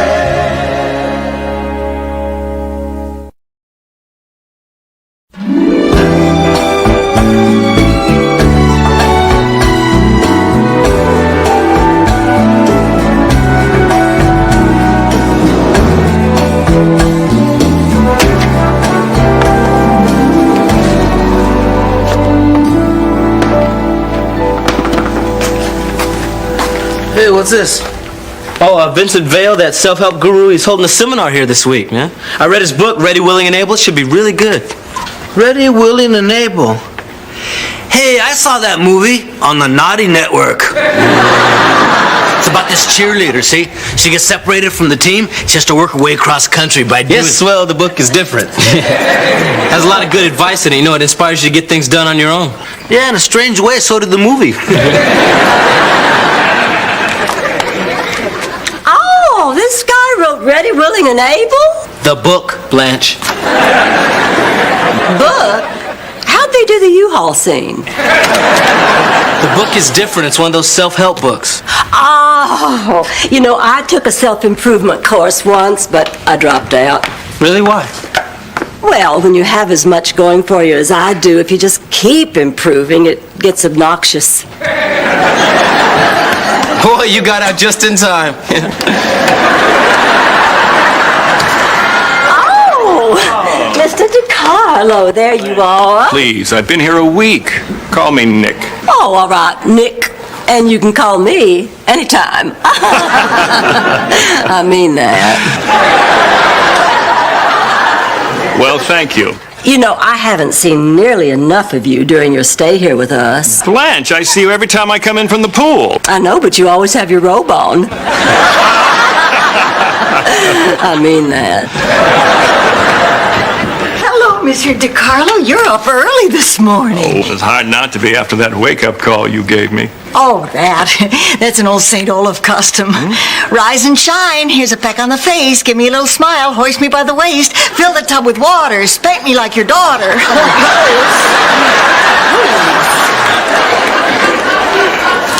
You're embarrassing the man. Oh, no, it takes a lot more than that to embarrass me. Can I feel your bottom? Sophia! He's gorgeous. Stop that. Ladies, I'm afraid I have a little problem. I was expecting a check to be wired, and, well, I just found out that it's not going to come, and you won't be able to pay your bill right away? Well, not in the traditional sense, but I do have a proposition for you. Count me in. You're on. Deal. Actually, I'd like to start in your kitchen. Kinky. Cool. I'm hip. No, ladies, please, I want to start working in your kitchen to pay off my bill. Now, we couldn't let you do that, not a man of your stature. Maybe we could find you a job more in keeping with what you normally do. That's right. We could do that. What is it you normally do? I'm a gigolo. What? I'm a gigolo.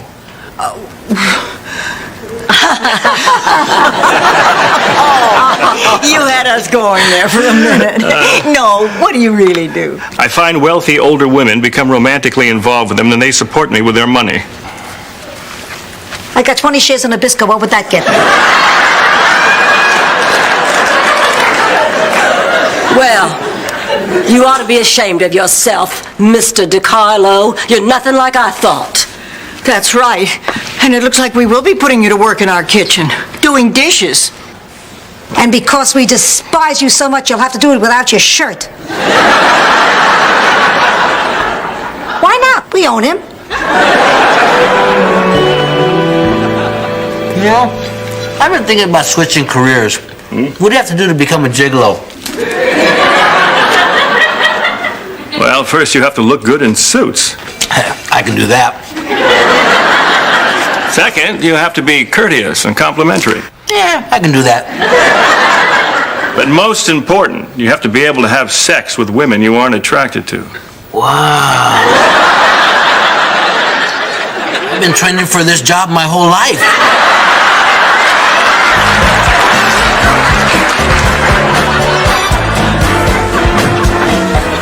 Oh, Blanche, bad news. Don Prescott won't be able to take you to the yacht club ball tonight. What? Oh! Well, that's what I get for lining up a blind date for the biggest event of the year. He better have one hell of an excuse. He died. And? Blanche! Well, I'm sorry, but you don't know what this dance means to me, Rose. All my friends are going to be there. Then how about a really expensive dress just for the occasion? Blanche, Don died. It's a fabulous dress.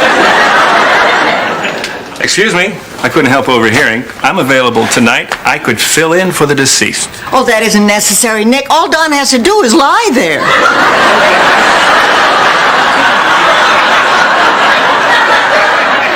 No, I meant escorting Blanche to the dance tonight, if she'll let me.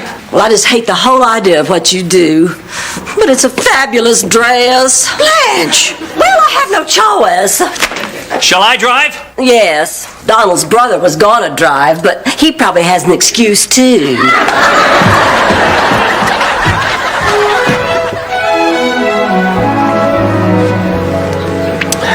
I can't believe I let you talk me into this, man. I don't need a self-help seminar. Well, I think you do. Why? What are you talking about? What's wrong with me? Well, it's just... No, man, just forget I mentioned it. No, I really want to know. Well, I think that your personality is flawed. I think there's an aspect to the persona that you project which puts people off and manifests itself in the way you dress and the way you talk. It's all terrible. Hello, positive people! The point of this seminar is that you can have everything you want as long as you're Ready, willing, and able. Sir. That's good, Roland. And I want you to visualize what you want, because dreams are not just dreams. They are The blueprint to the reality. And we build that reality By investing in the future one day at a time. Sir. Roland? Yeah. Smarty gave a party and nobody came. This week is going to be an exercise in personal willpower, but before we begin, does anyone have any questions? Yeah. Yes. What do you think of the way I'm dressed? It doesn't work. Now, at the end of the seminar, we will test our personal strength with the fire walk. The what walk? The fire walk. See, you confront your personal fears by walking across a bed of hot coals. What's your biggest fear, man? Walking across a bed of hot coals? Look, I promise you, after you walk across these coals, you're gonna be a different man. Yeah, instead of being chewy, I'll be crispy.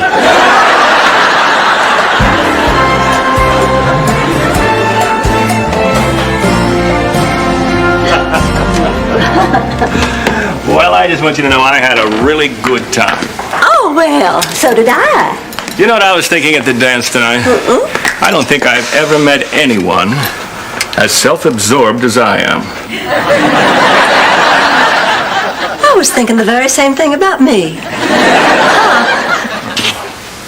Oh, Nick, I don't think it would be wise for us to take this any further. What's wrong? You can't possibly find me unattractive. No, of course not. It's just that, well, you are a Golden Palace employee now, and I don't want to be accused of sexual harassment again. Again?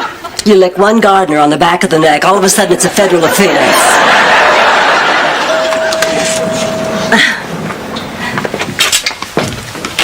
We both know it's in our best interest to ignore the unquenchable yearning that burns like a fire in our bellies. Absolutely.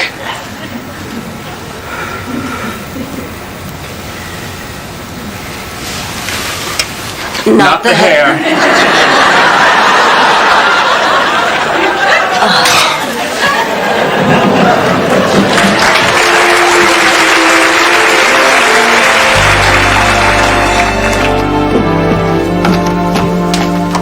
Blanche, may I talk to you for a second? Sure.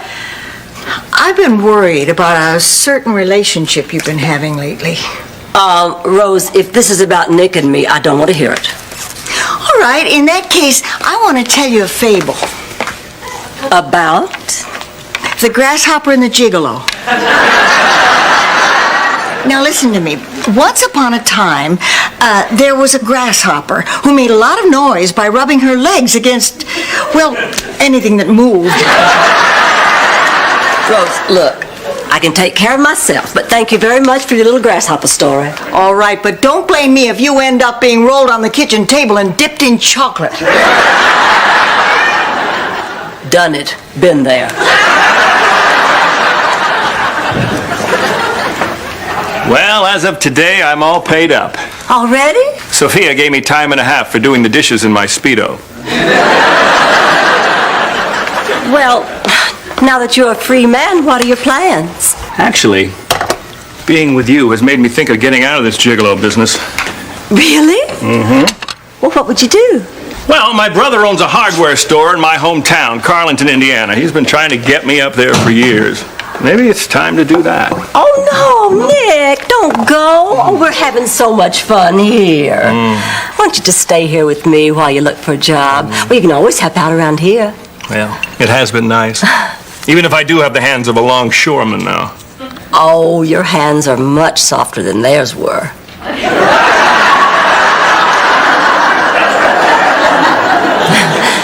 Besides, you won't have to wash any dishes. What will I have to do? Well, don't worry. We'll find something.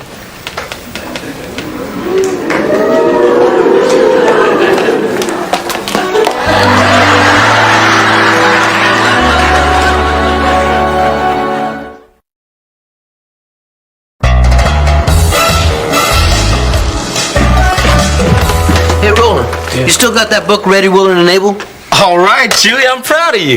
Actually, I want 2 copies. Really? Why? Yeah, so I can strap them to my feet while I walk across those stupid coals. Come on, man. Roland, don't hate me because I'm flammable. Oh, hey, Blanche, I just saw Nick by the pool. Now, I thought he was leaving. No, he'll be staying at the hotel for a while. Oh, Blanche. Oh, it's okay. Oh, Nick's given up the gigolo trade. Really? How's he going to make a living? Well, I'll be taking care of his needs. Gee, I hope he can adjust. It's not like that. Nick has turned over a new leaf. He's a changed man. And I'm sure that in a little while, everybody's going to forget all about his shady past. Hey, Blanche, where's the hooker? Look, I don't care what anybody thinks. I have found a man I really like.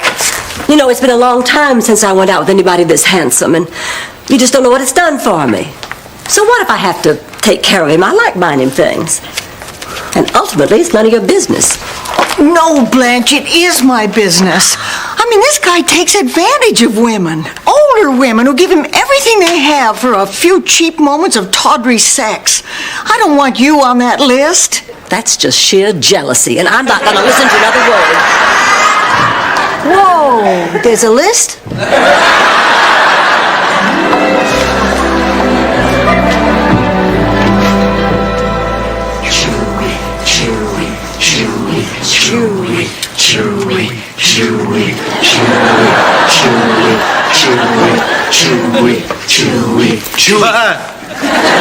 We're waiting. Chewie, now you can do this, man. Your mind is more powerful than your fear.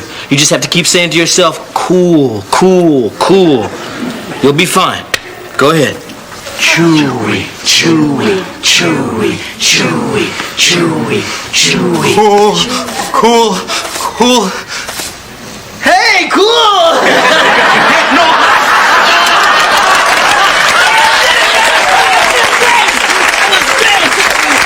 Okay, buddy, go get him. You know, there's really no reason for me to do this. I mean, I'm somebody who's already got his act together. I'm already making my dreams come true. You're chicken, aren't you? And I don't want to be barbecue chicken. Hey, Roland, you can do anything, man. Look at all you've accomplished, huh?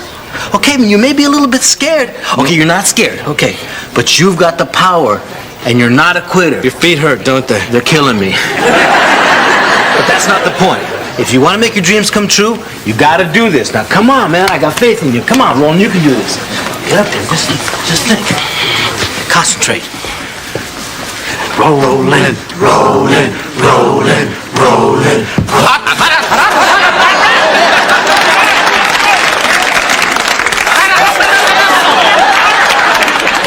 It takes a brave man to do what you just did, man. Tell Nick I'll be at the pool.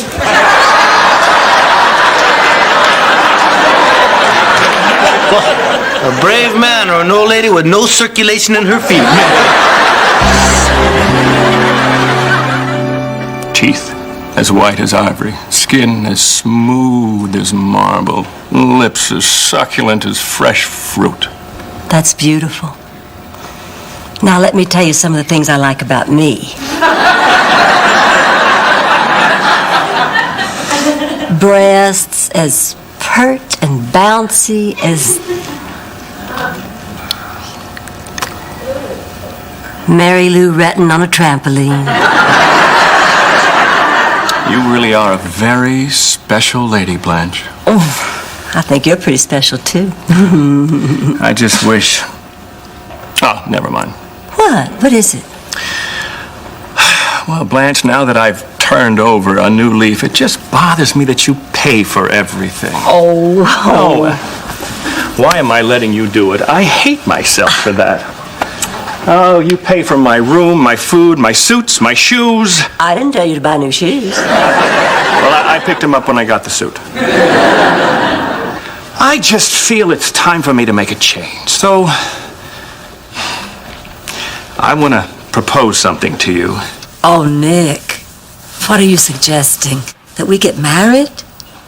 Oh, no, Blanche, I wasn't going to ask you to marry me. I was going to propose that I go back to Indiana. You what? Oh, I love you, Blanche. You're everything to me, and I want to prove my love to you by... Raisin? No, thank you. You sure? I'm fine. Because it's amazing how something so wrinkly can be so tasty.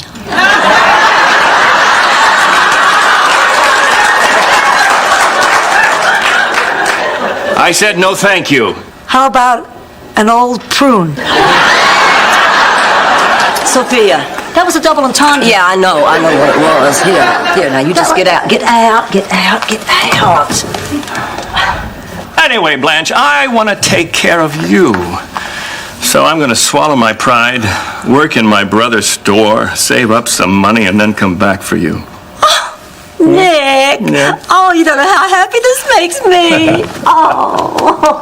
Oops. Want to pick that up, Nick?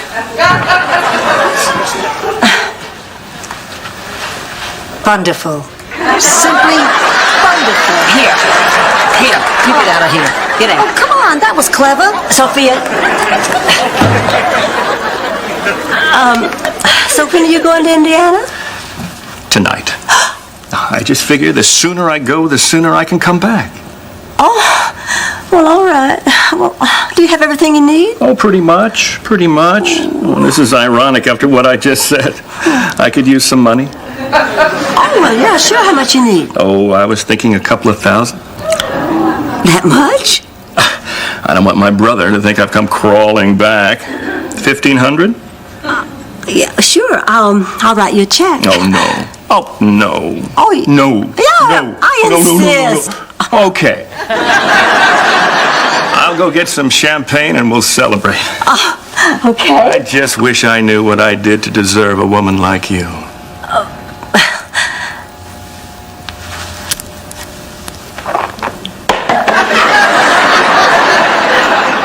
I'm not picking that up, Sophia.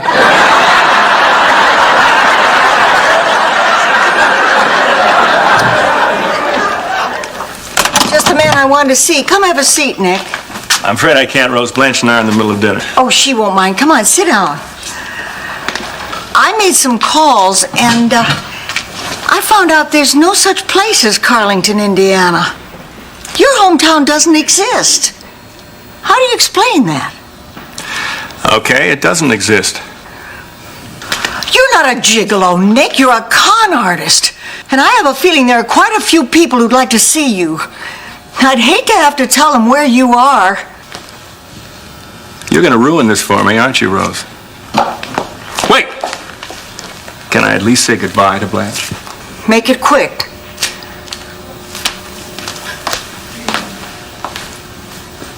I did make her happy, you know. I know. I have to compliment you, Rose. You're smarter than you look. I wish I could believe that.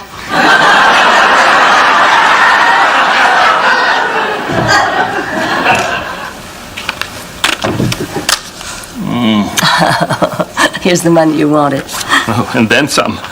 Well, I wanted to get you off to a good start. It'll bring you back to me that much quicker. Oh, sweetheart, I'm at a loss for words. Some words just came to me. You know, I can't take your money. Although, believe me, I'd love to. But if I'm going to prove to you that I can make it on my own, then I'd better get going. So I'm going to leave behind everything you bought me. Even the shoes? Surely you can take the shoes. No, I really can't. Well, I certainly do admire your determination. Wait. I'm going to need more than these to tide me over.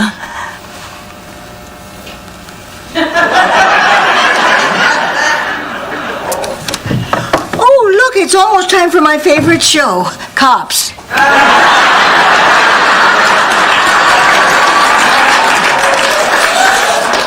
Gotta go. I'll just slip out the back. See you soon. Yeah. Did I interrupt something? Nick's going home to Indiana to work in his brother's hardware store. Well, that's a surprise. He's coming back for me when he's saved up enough money, and I really love him. I just hope he'll be all right. He has no money, he has no shoes. Oh, he'll be just fine, Blanche. Hot, hot, hot, hot, hot. Just fine.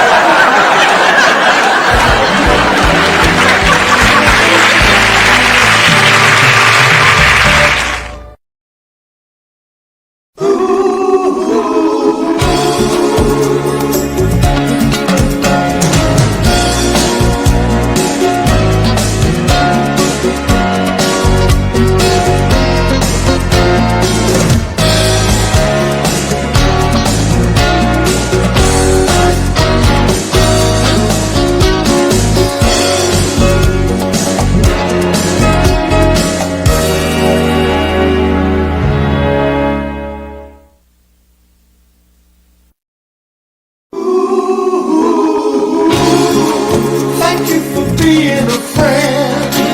Travel down the road and back again. Your heart is true. You're a pal and a confidant. And if you threw a party, invited everyone you knew, you would see the biggest gift would be for me. And the card attack would say, thank you for being a friend. Thank you for being a friend. Thank you for being a friend. Thank you for being a friend.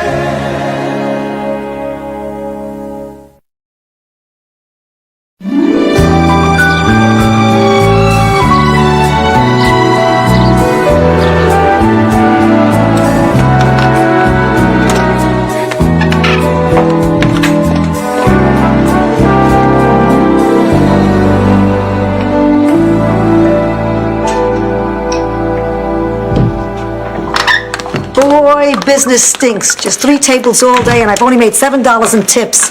I need to make some money. Maybe I should wear a shorter skirt. Maybe you should just threaten to.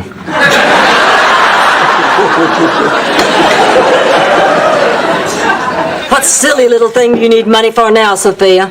Teeth. Sorry. Hey, but those teeth look just fine. They're loners. So what happened to your teeth? You may not know this, but a lot of foreign beers don't have twist-off tops.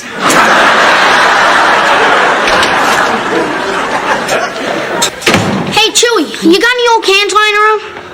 Yeah, there's some in the recycling bin. Why? Well, I have to raise $50 by Friday. My class is going to Waterworld this weekend, and it costs $25 to get in. Oh. Well, then why do you need 50? Because. Because why? Because. Ooh, someone's got a girlfriend. Hey, cut it out, okay? She's just a friend who happens to be a girl. Ooh, someone's got a girlfriend. Hey, stop it, you guys. What's going on in here? Nothing. Oliver has just decided to raise some money for a very worthy cause. his new girlfriend. All right. Is everybody busting their chops about this kid making that woo-woo sound? Yeah. Well, good. You won't mind when I do it. Hey, cut it out, you guys. Oh, we'll talk about this later, all right? Man to man. All right, Rosie. All right. Sophia, you want to help me look for cans? Sure, I got nothing better to live for. You don't have to be sarcastic. I wasn't trying to be.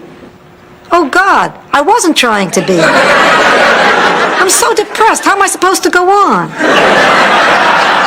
I'll split the money with you. All better. Chewy, I need $5 quick. Well, okay, here. What's the problem? You know that woman I was serving lunch to? She doesn't have any money to pay her check. Now, I told you can't go helping every deadbeat who comes in here. Oh, she's not a deadbeat. Her name is Vivian, and she's very sweet. She just happened to misplace her wallet, that's all. Well, in any event, you don't need money. This is our restaurant. If you want to pick up somebody's check, you just sign for it. I know that. I'm not stupid. This is my tip.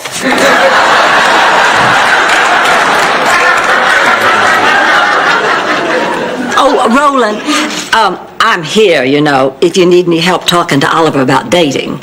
Oh, yeah.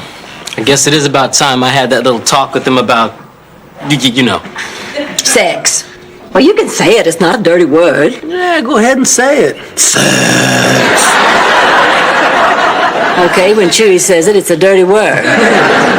But still, we have to face the fact that Oliver's growing up and he needs the truth. I know. I just hadn't anticipated this happening so soon. I mean, just yesterday I saw him in his room making little animals with Rose's Play-Doh Fun Factory. Now I gotta tell him about sex. Man, will you stop saying that? Look, I gotta have this big talk with Oliver. I just wish I knew what to tell him. My mama told me that sex was a woman's duty. That was the word she used, duty. And I guess I've been a proud little soldier ever since.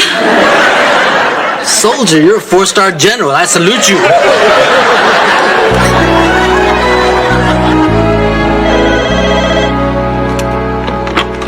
Golden Palace?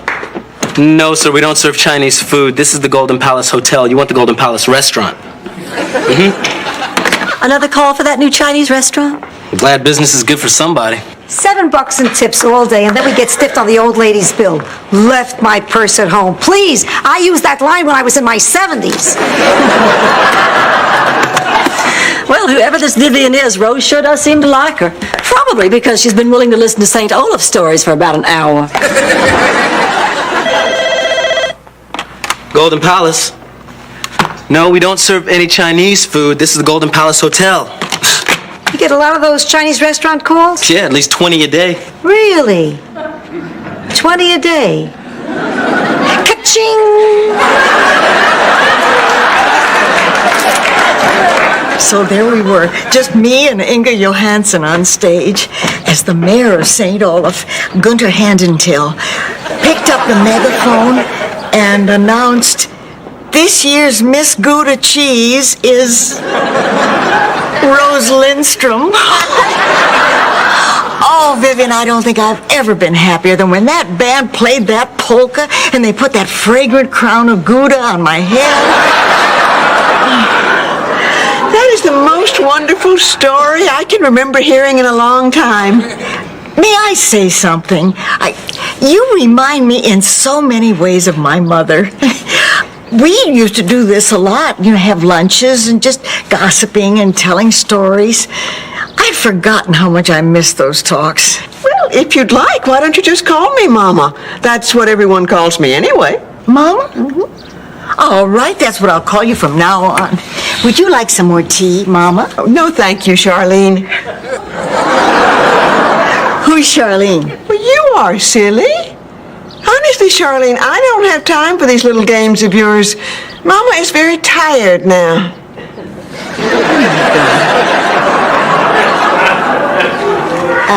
Vivian, Mama, did you have a phone number where I could call your husband?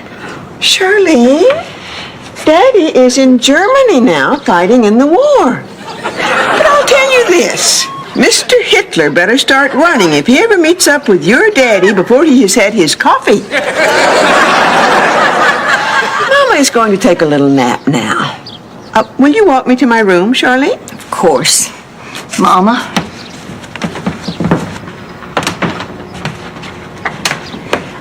If you'll just wait 1 second. Is that the woman who lost her purse? Among other things.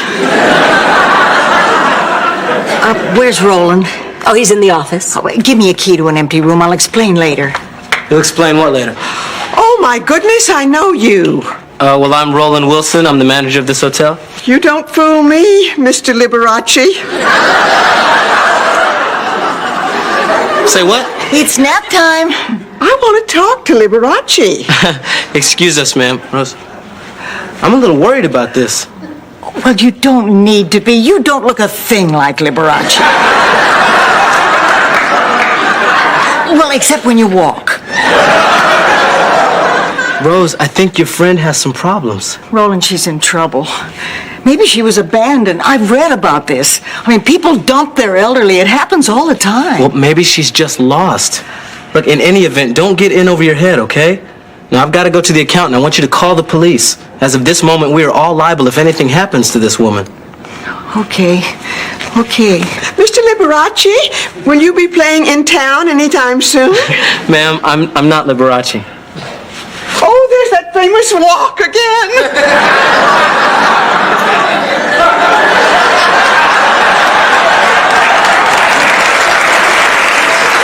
The key. Honey, she's just a little disoriented. She'll have a nap. She'll be fine. Why don't we go upstairs? Oh, the poor thing. Can you imagine living in that kind of fantasy world? Every day I thank the Lord I still have my mind. Golden Palace. Oh, yeah, we have a Chinese takeout. 3 orders of mugu gai pan, 2 wonton.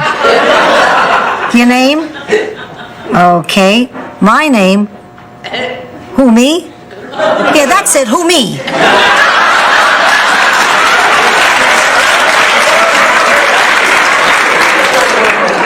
Hey, how much money have you saved for your date? Who, me? That name's already taken. How much? About $30. How would you like to invest it and make some real money fast? Count me in. I'll get my money. Hey, you. Who, me? I don't want to have to tell you again. I'm who, me. You're hey, you.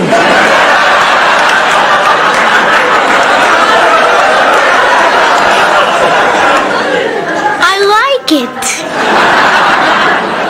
Ka-ching!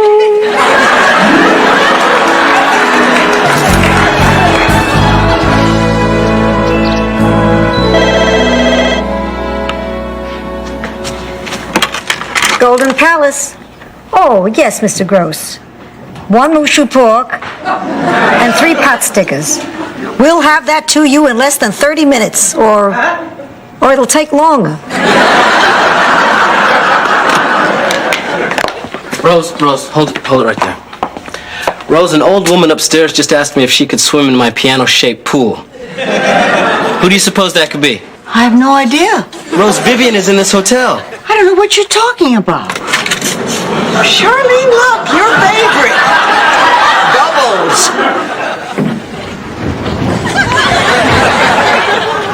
And I'm offended that you'd even say such a thing. Rose, why didn't you call the police? Because I knew they'd put her in a shelter, and I don't think she can take that. Rose, I don't think this is a very good idea. That's exactly what I said to my sister when she wanted to put my mother in a home. But I let her convince me it was for the best, and it wasn't. They took good care of her, but she was scared. And in a few weeks, the damage had been done. I've spent the last 6 years wishing I had it to do all over again. So I've made a decision. Until we find out where she belongs, Vivian lives here.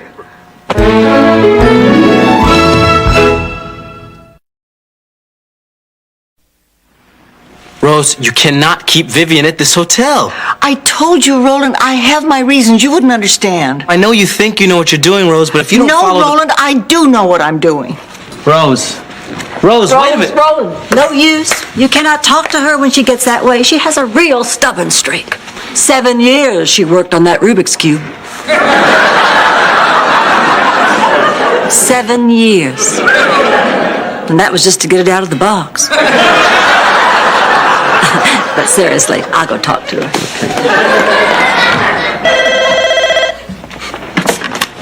Golden Palace. You want to change your order to 4 pot stickers? My name. Who, me?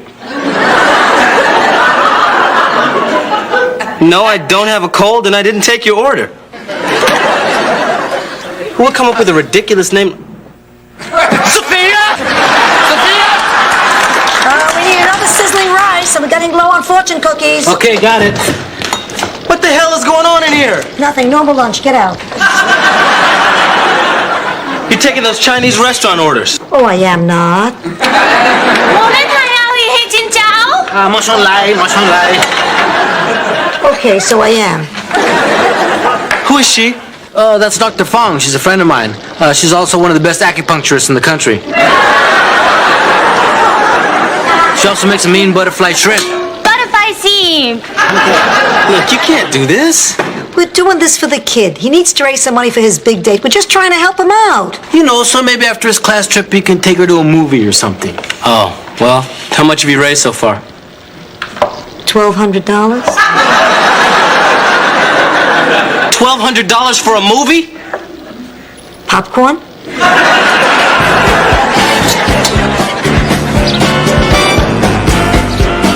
All right, here's the deal. Pay Oliver back his money plus a little profit so we can go on this date. Pay Dr. Fong for her work, deduct the cost of the food, and give the rest of the money to the real Golden Palace restaurant. What do you mean give back the money, man? We earned it. Chewy, you took another man's business. That's not ethical. Hey, it's a dog-eat-dog world. Dog? No cook dog.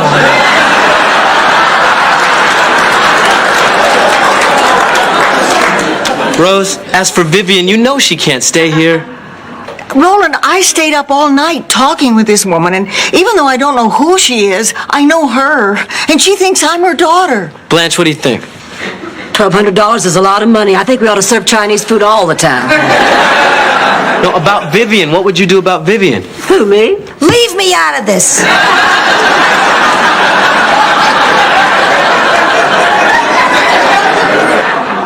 So, you want to know what I think? Vivian really ought to be with her real family right now. Not a fantasy. So if there's a chance they could find her, I think she'd want to take it. I agree. Now, Rose, I understand how hard this is for you, but what if there's someone out there looking for Vivian? I mean, what if they think she's lost to them forever? At least in a home, there's a chance she'll be found. I'll call the police. Excuse me.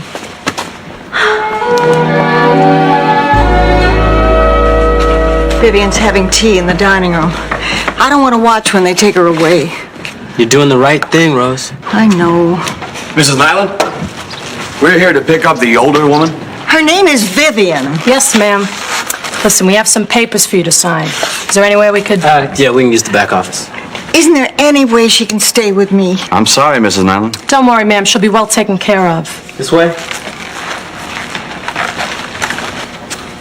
Would you like me to freshen that up for you? Thank you. Where is Charlene? I haven't seen her since morning. She cares for you very much, you know. You must try to remember that. She only wants to do what's best for you. We all want to. What's the matter, Consuela?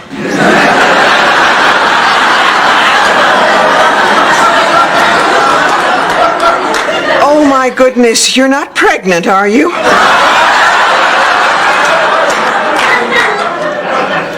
Please, I can hardly pass gas without breaking a hip. Well, you just relax while I get you a nice glass of juice. Would you like that? Sure, but not apple. I'd like to walk out of here tonight.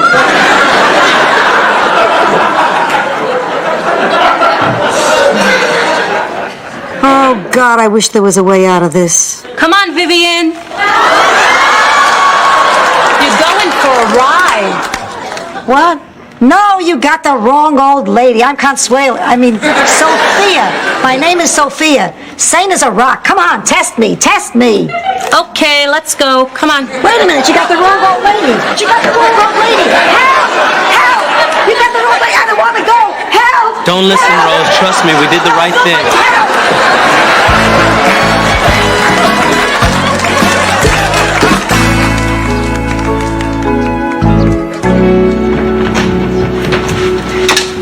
Hey, you ready to tell the kid about all the birdies and the bees? Man, are you kidding? I've read 3 books on psychology, 4 books on biology, and Shelley Winter's autobiography. And might I add, yuck. Hey, man, you can't teach the kid about sex from books. Especially with the MTV generation, man. You need visuals. Which is why I picked up these guys. Puppets? Chewie, I'm not gonna teach Oliver about sex with some puppets. I wrote this little puppet play and everything. Don't you want to hear it? I knew one day my love of puppet plays would get me in trouble. Go ahead. Okay, good. You like this one? Okay. This is called Long Day's Journey into Puberty by Chewie Castiles.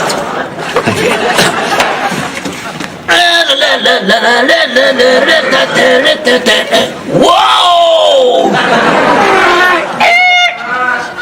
Excuse me, lady. You dropped something. My jaw.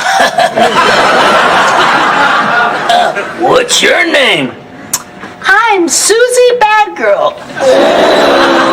Susie Bad Girl. I've heard about you. There's a bunch of things I'm not supposed to do with you. Oh, yeah? Like what? And then it gets real technical. What do you think? Well, if you only see one puppet play this year, run, don't walk to Long Day's Journey into Puberty. Hey, thank you. Thanks. Look, here comes a kid. Get those away from me. Let me handle this, okay? Bye. Get him. See you later, Chili. You wanted to see me roll? Yeah, Oliver, have a seat. Look, Oliver, you're beginning to grow up. And as you get older, as the butterfly soon turns into a moth, a young boy's passing fancies soon turn to pollen. And in 1953, Shelley Winters met Marlon Brando on the set of On the Waterfront. And then If you're gonna tell me about sex, you don't have to. They're teaching it to me next semester at school. Well, you know, if that's the way you want to go with this, okay? But look, if there's anything you don't understand, anything at all, I'm here for you. Well, I do have one question. Oh, God. Is it normal not to care about sex? I mean, like Amy, this girl I'm taking to Waterworld. I like her just as a friend. Is that normal? Yes, that's normal. That's perfectly normal. Look, don't ever be in a hurry to grow up, okay? You're just a kid for a little while. Enjoy it. Thanks, Ron, I will. All right.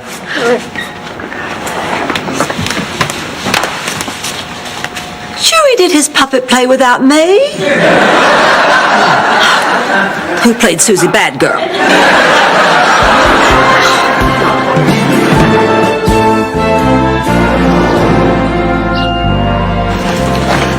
Hey, I thought they were taking Vivian away.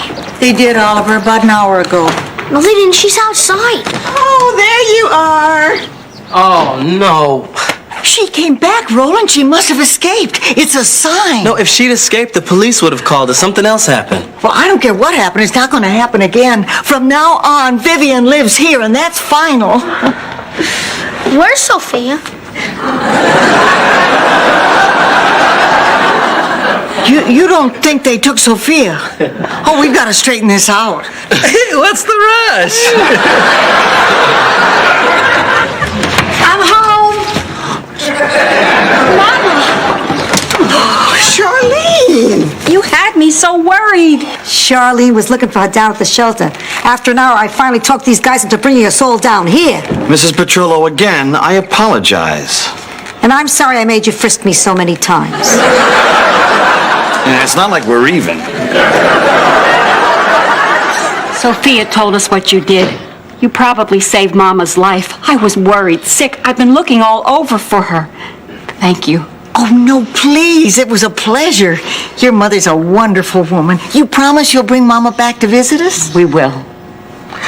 Oh, Mr. Liberace. My daughter has never heard you play, and I was wondering... if you Look, could- ma'am, really, I can't. Come on, Lee, what do you say? Oh, what the hell?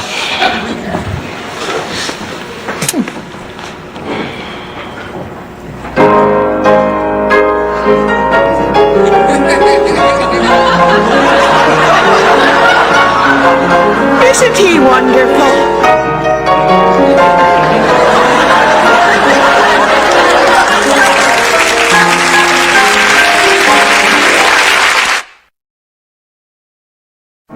I'll find you in the morning sun and when the night is new. What a coup! Liberace and Edie Gourmet. I'll be looking at the moon, but I'll be seeing you.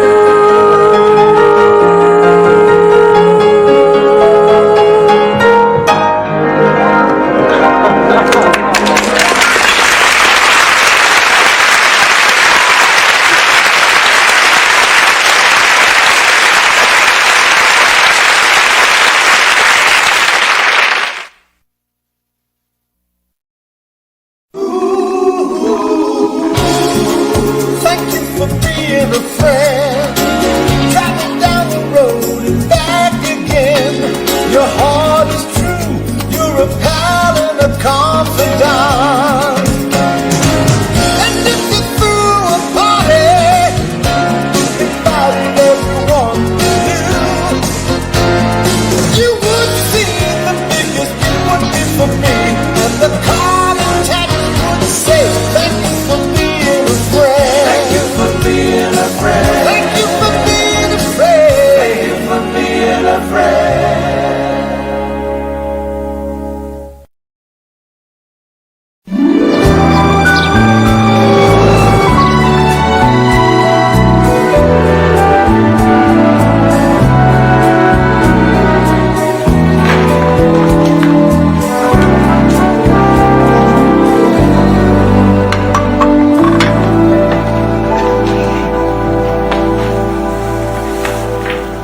Hey, Shorty. Hey, Wrinkly.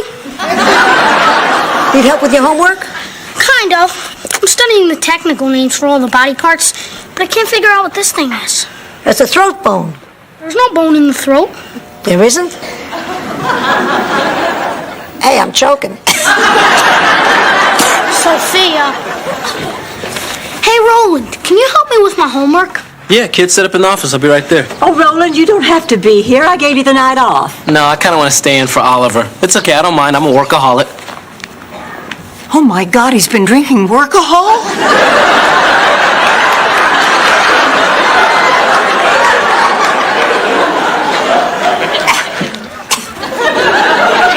You okay? I've been floating around the ceiling dead for 3 minutes, but thanks for asking. By the way, God said hi.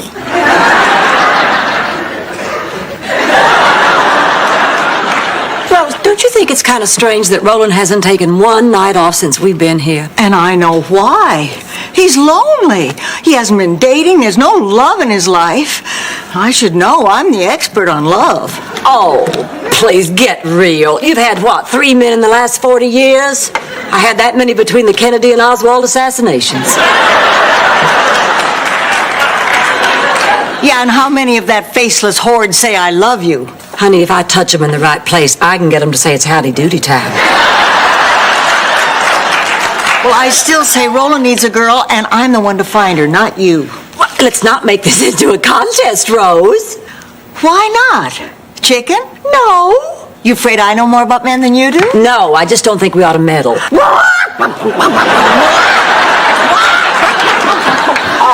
Don't you dare cluck at me, Rose Nyland. Look, I would accept your challenge, but it just wouldn't be fair. And even if you did, you'd both lose. I think there's a very simple reason Roland doesn't date women. Why? Because they're not men. Oh, you don't mean... Please, I haven't seen a flame that big since I went to Arlington Cemetery.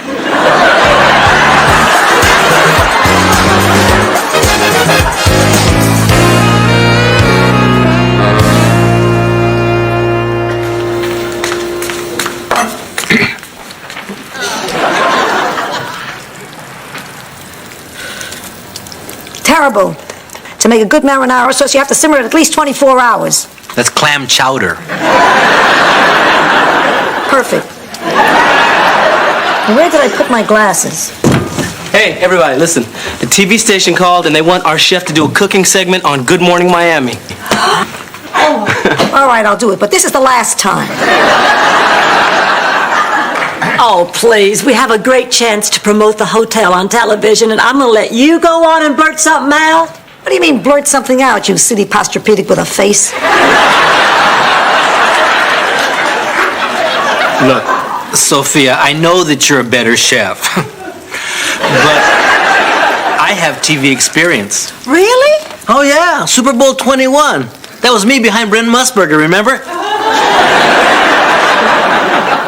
You know, it's a tough choice, but I think Chewy should go. Sophia, don't take it personally. It's just that Chewy... Well, honey, Chewy can see. Keep talking, Blanche. Keep talking, because I'm zoning in. Keep talking, Blanche. She went this way. Roland, shouldn't you be out on the desk? Yeah, back to work. Well, that's the last time Roland will be single. Because in about 5 minutes, a beautiful woman is going to walk into his life, and I'll win the bet, and you'll be the loser. Now, wait a minute. I thought we decided we weren't going to go through with that silly competition. Part of the secret of winning is knowing the game has begun. Now, if you'll excuse me, I have to go meet the future Mrs. Roland Wilson out front. No fair! No fair! No fair! No fair! The mating call of the loser. Rose Nyland is not going to beat me at matchmaking. Now, where can I find some delicate young creature that would appeal to Roland? Delivery.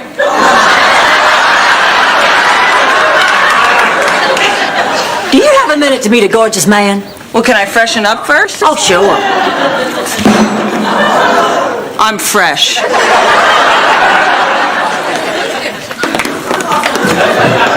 Fix your hair, fix your hair, fix your lips. No, sir, the Golden Palace doesn't offer that service. No, if you leave your shoes outside your room, they won't be shined, they'll be gone. Roland. Yeah, what?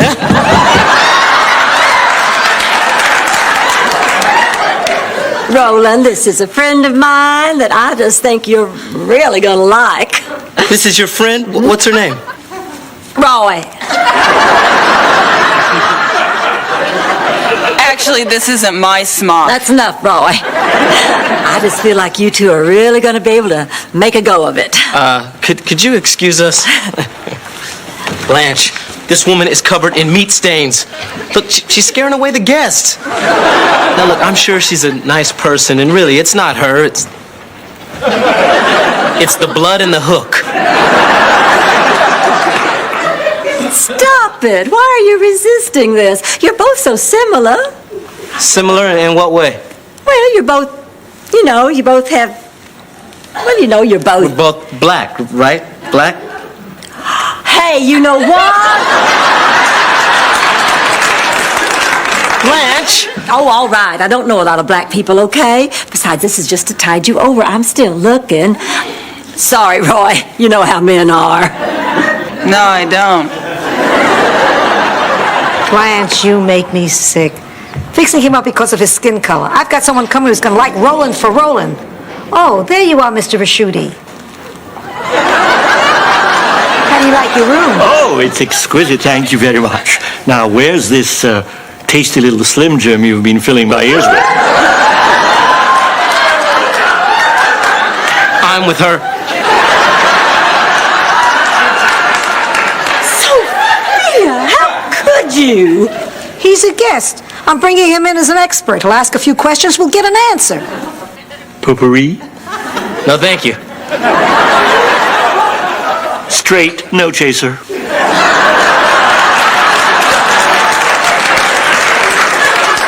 Now, you see that, Blanche? I don't need your help with my personal life. Now, I don't want you meddling anymore, and I don't want to meet any of your friends. Roland, this is Joanne.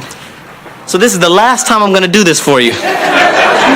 Hi, I'm Roland Wilson, raging heterosexual. So nice to meet you. It's nice to meet you. Oh.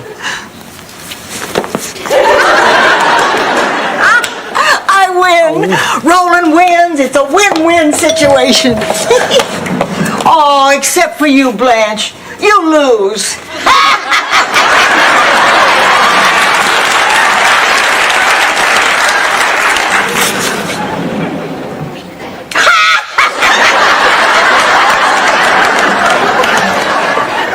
I will not be beaten by that woman. Oh, she makes me so mad.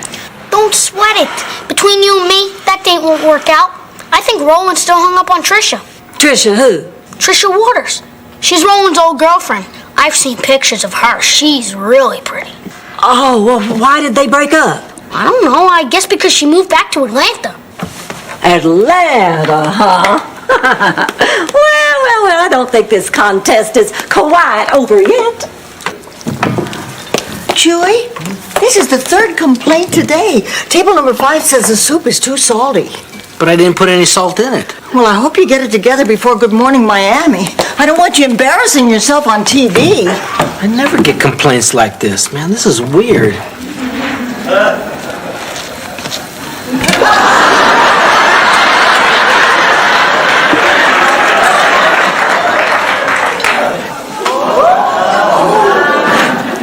Hey! What'd you just do? Nothing. You just put that whole box of sugar in the soup. Oh, I did not. You've been trying to ruin my food, huh? You want to make me look bad so you can go on TV. That really hurts me. I'm a wounded bird. Oh, I'm sorry, Sophia. I was acting, you idiot. I was born to be on TV.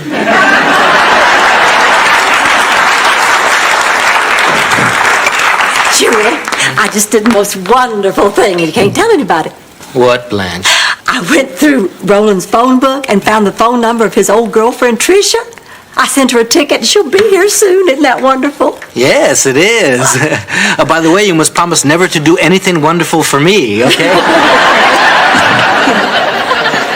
So, Roland, how was your lunch with Joanne? Oh, it was great. Incredible. This girl is great. Really? Yeah. Yeah, I just didn't think she was quite right for you. Of course, I don't know any of the other women you've gone out with, but is there anyone you just can't seem to forget? Well, you know, only one, actually. Trisha. Trisha? Yeah. God, what a miserable experience that was. Why? Well, wasn't she pretty? Oh, yeah, she was beautiful, but she just suffocated me. I mean, she was so possessive and clingy. She always had to have her hands on me. And, you know, she had this game called Mr. Walking Fingers. I can't talk about this, Blanche. Roland, maybe she just loved you. No, she didn't love me. She loved me. She loved the widow Roland. Oh, God, what a nightmare. How'd you get rid of her? I told her widow why. Roland, I need to talk to you now. I'm on the phone. Yeah. Yeah, Joanne, I had a great time at lunch, too. It'll just take a minute. Uh-huh. Well, I'm going to look forward to that. Okay, I'll talk to you then. Bye. Boy, this girl is terrific. Yeah, I have to tell you something. Yeah, I know. I was upset before when you guys tried to set me up, but Joanne is great. Well, love is my field of expertise. Man, you know, for the first time in a long time, my life is finally coming together. Hello, lover. Guess who? Please, God, tell me it's Elmer Fudd.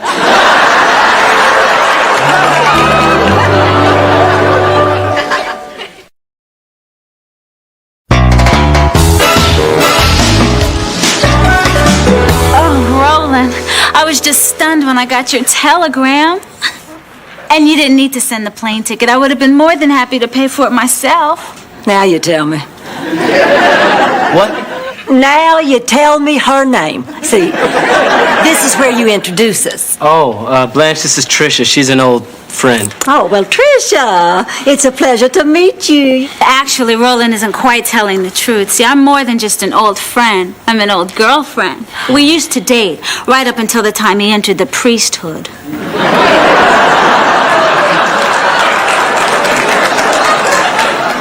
Priesthood? Yes, Trisha was the last girl I dated before I tried my hand at priesting. Well, thanks for stopping by. They There you go again with those funny phrases of yours. Well, why don't we just give you the key to 301? Oh, thanks. I love you.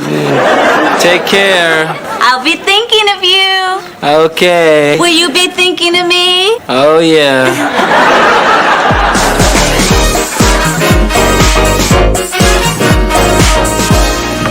I can't believe this. Trisha has called down 25 times today. I tell her I'm busy, but she just won't leave me alone. And look at this. She had a pot roast delivered. Now, God only knows what this means. Oh, wait. This is from Roy. Two terrific women to choose from, but I still cast my vote for Tricia. Haven't you heard a word I've said, Blanche? I don't want Trisha. I can't keep running from her. Oh, look, you guys probably don't want to talk about my personal life. Yes, we do. Yes, we do. Sit down. Sort of like bleeding in the Shark Tank, man. Look, I know what you guys do. You eat your cheesecake and you tell your stories, but who's going to have a story about being madly pursued? I do. Swim, man, swim for your life. Why don't I begin? Because we hate that southern crap. The moonshine, the mosquitoes, the inbreeding. Please, I get pregnant just listening to that stuff. Would you prefer to sit here and listen to Rose ramble on about tap dancing chickens? And her recipes for Jurgen, Bergen, Fergen, Gergen, Fergie? You pronounce it just like a tourist. Besides, what would you rather hear? Picture it, Sicily? Well, in 7 years, I've never been able to picture Sicily. So either bring in a photograph or shut up.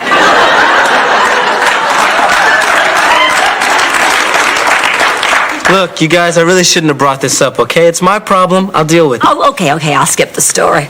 Although you should know that mine resulted in a bare-chested brawl and involved a man named Jerry Lee Lewis. Mine had Enzo Ferrari. Mayor McCheese. Can I just ask you a simple question? Why'd you lie to her? Come on, Blanche, you've met her? I mean, she just cares about me so much I didn't think that she could take the rejection. I'm just going to have to figure out some way to get rid of her. But this is my problem. I'll deal with it. But, thanks for talking, for being friends. I just wish I knew what sick, twisted mind could concoct such a hurtful scheme. Maybe one of your friends could help you. Roland, there's something I want to say, friend. Well, what is it, pal? I'm the one who sent for her, buddy. You did what? Dead woman? Yeah, I sent for Tricia. I guess I just got competitive with Rose, and I Lost! You lost and I won! I kicked your rump. That's enough, you chucklehead. I just wanted to make you happy. How, by reuniting me with a woman that I can't stand? Yeah, I know it doesn't look very good right now, but see, love is my field of expertise. Yeah, well, as far as I'm concerned, Blanche, you really crossed the line this time.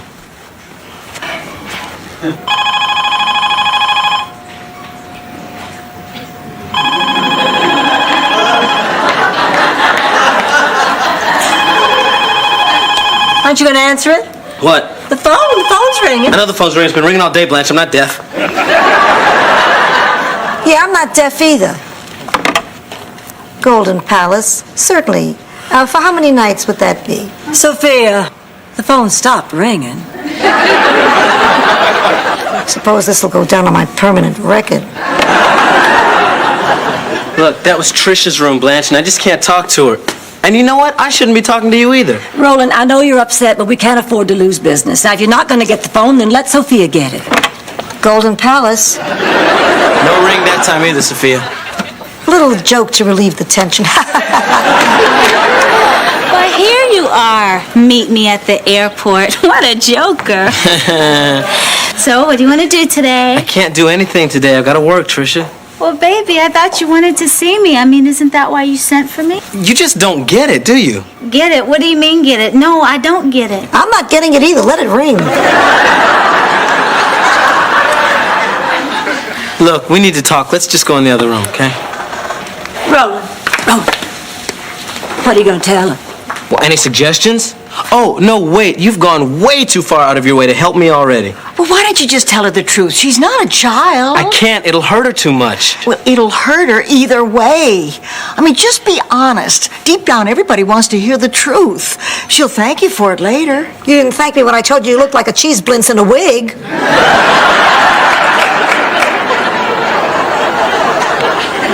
Trish, just...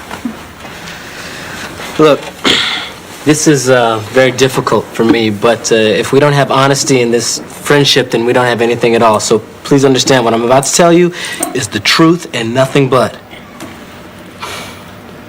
My mother was kidnapped by Afghani rebels, and I must go to... Again? Trish, I was never a priest. I never even left Florida. Roland, I've always known. I knew you were lying when you came up with that ridiculous story. Which one? All of them. I'm not an idiot. Then why did you even waste your time coming back down here? Because when I got your telegram, I thought you wanted to see me. And I wanted to take one more shot at making this work. There's so many good things we had. So many good times we had together. Remember? Mr. Walking Fingers climbing up Roland Mountain. Stop it! Stop it! No. Look, you stop it. Trish, I didn't send you that telegram. Blanche did. I'm sorry. I don't love you. You don't love me. No, I don't. Can I ask why? Well, there's never just one reason why somebody doesn't love somebody, but if I had to pick one, I guess it's because you suffocate me. I do. Look, I'm sure that there's some guy out there who really wants a beautiful woman to love him the way that you love me. But that just can't be me. I'm sorry. Well, at least you were finally honest with me. You know why I was so hung up on you all this time? No, why? Because you were the first guy who didn't seem to be interested in me just because of my enormous inheritance.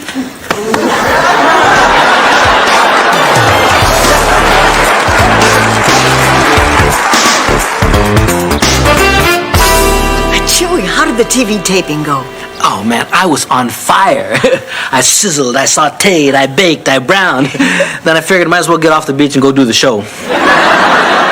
Well, how'd it go? Oh, it was great. Once I got into the studio. Is Sophia still picketing? Yeah. Man, that old lady can work a bullhorn. Roland, listen, we've been talking and we both realize that we owe you a little apology. Oh, well, thanks. The whole thing started because we were worried about you. We thought you were working too hard. Well, do you know why I'm working so hard? I'm trying to teach you three ladies the hotel business. I mean, you guys are new at this. I can't trust you alone at the hotel yet. Well, we're not going to do anything to hurt our own business. Boy, it's hot out there. Do you mind if I pick it around the desk? Roland, I think it's really sweet that you worry about us, but honey, you have to understand now, we worry about you too. We can't help it. You're a family now. You consider me family? Come on. Well, for heaven's sake, we work together, we live together. You're like a son to us. We were worried you weren't getting any.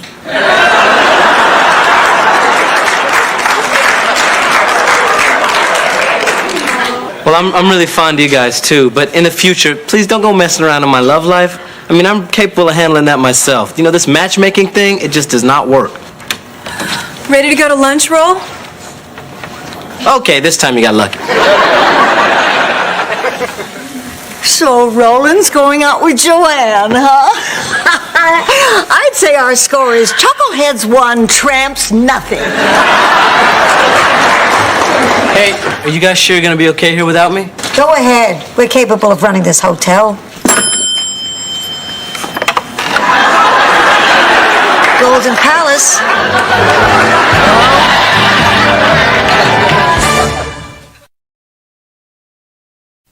Workers, unite. We won't let management intimidate us. We must get out from under the heel of ownership. Sophia, you are one of the owners.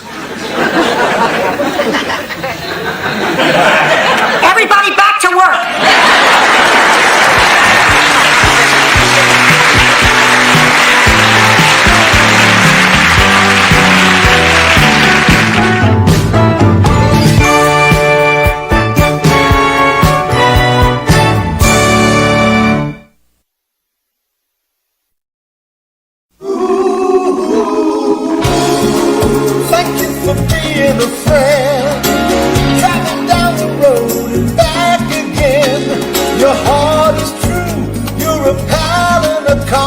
done.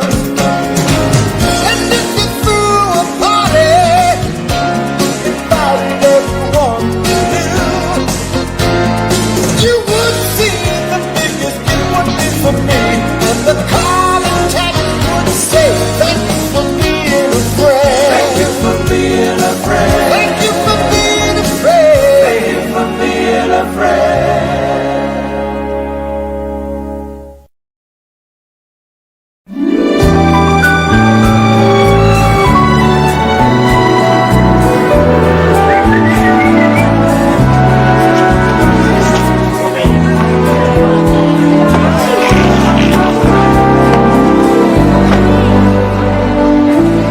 Man, this is my least favorite time of year. Spring break, it's the worst. I mean, people drunk everywhere, orgies in the streets, kids running around in togas. It's not even like Miami, it's like ancient Rome. Ancient Rome was never like that. Sure, every now and then we'd get a bad emperor, but... I'm showing my age, aren't I? You know what? This year, I'm ready for these college kids. If they want to try and sneak beer in the room, they gotta go by me. If they want to try and sneak a little friend in the room, they gotta go by me. If they want to go skinny dipping in that pool, they gotta go by me. Come on, boys, I'll show you up to your rooms. Hey, no more than 5 guys at a time. Yeah, and don't overload the elevator either. Sophia, these are children. Why, I have made it abundantly clear to these young gentlemen that I'm a trained working professional of this hotel, and I'm only here to provide professional services, so in spite of your insinuations, I am neither a taunt nor a floozy. I'm a massage technician. You know, when kids look at people my age, they have certain expectations. Mm-hmm. And you feel an obligation to be mature and wise, don't you? No, mean as sin. Old people scare the hell out of them. Hey, you, no running indoors. What a rush. Can I help you? Hi, my name's Benson. I'm checking in. Okay, Benson, you're in room 201. What do you got in the trunk, Benson? Clothes. Clothes. All right, let me tell you who you're dealing with. I'm Roland Wilson, baby. I know every trick in the book. Now you got a friend in here and you're trying to sneak him in. But that's not gonna happen. No, I don't. Honest. Well, let's just have a little look-see inside. No, man, there's no... Open it, Benson.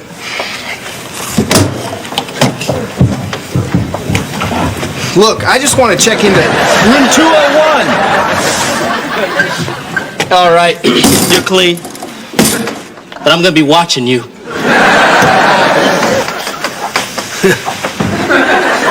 College kids, huh? Yeah, man, but I'm up to...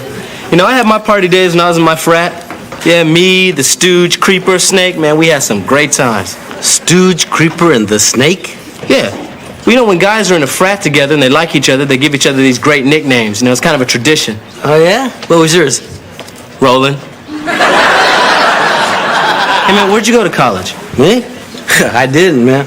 See, back in the 60s, the government had this alternative program for minorities who couldn't afford college. What the heck was the name of it? Oh, yeah, Vietnam.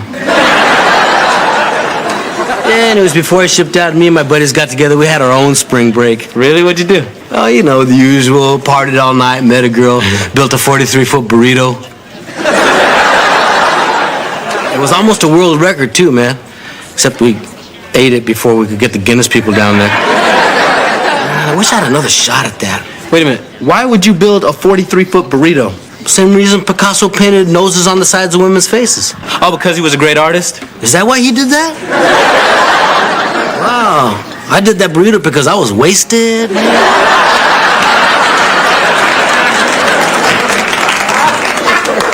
Has Charlene arrived yet? No, she should have been here an hour ago.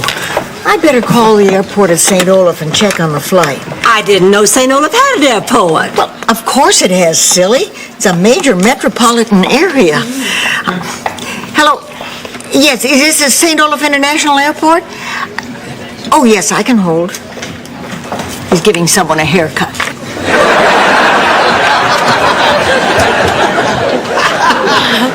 Hello, Grandma. Charlene, oh, Honey, am I glad to see you. I brought you a copy of the St. Olaf News. Oh, thank you, sweetheart. Oh, it's so nice to see comics on the front page where they belong. Oh, we're going to have such good times. We're going to have tea parties and braid each other's hair. Actually, Grandma, I'd like you to meet my boyfriend, Rick. Hi. He'll be staying here this weekend. Oh, silly me. You brought a boy with you. Well, you know what? I think it's almost long enough. I think his hair will braid up just fine. Actually, Grandma, we thought we'd go jet skiing this afternoon. Oh, that sounds exciting. Yeah, and tonight we thought we'd, check out some of the clubs. It sounds like fun. And we thought Rick and I could share a room. Sounds like a cold day in hell.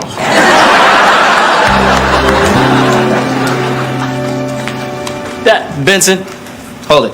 What? Come here. Come here. Open the coat. What? I don't have no beer in this. Just open the coat. Uh-huh. Just as I thought. Well, Mr. Sneaky. Guess you're not as sneaky as you thought you were. Are you, Mr. Sneaky? I'm sorry, I just wanted a sip of it.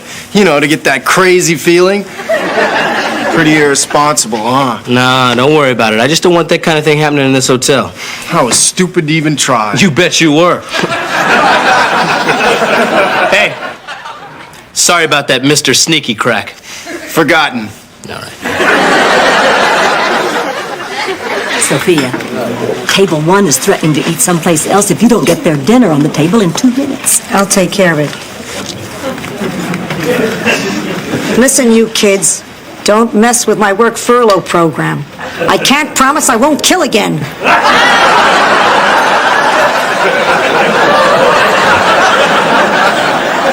Did you see the terror in their eyes? Kids, you gotta love them.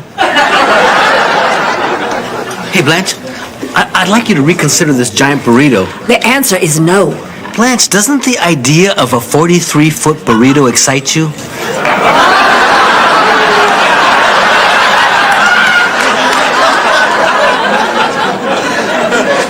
I must be getting jaded now. Grandma, can I talk to you for a second? Oh, sure you can, honey. It's funny, but of all the people I know, you're the only one I can really open up to. I feel like I can tell you anything and not be judged. Oh, sweetheart, I'm always here for you. What's on your mind? Well, Rick and I have been dating for about a year now, and I really like him. And, well, I'm not sure, but I'm thinking about having sex with him. I see. Charlene, do you remember that little song I used to sing to you whenever you had trouble deciding the right thing to do? He knows when you are sleeping. He knows when you're awake. Grandma. He knows when you've been bad or good. So be good, for goodness sake. Everybody sing. You better not cry. Grandma. You better Grandma. not. You better not. Grandma, this is serious. I really, really need some advice. Well, honey, back in St. Olaf, when we girls would get thoughts like the ones you're having now, the clergy would put us to work paving that little dirt road in front of the church until the thoughts just went away. I don't remember any dirt road. Well, you know it as the Minneapolis Turnpike.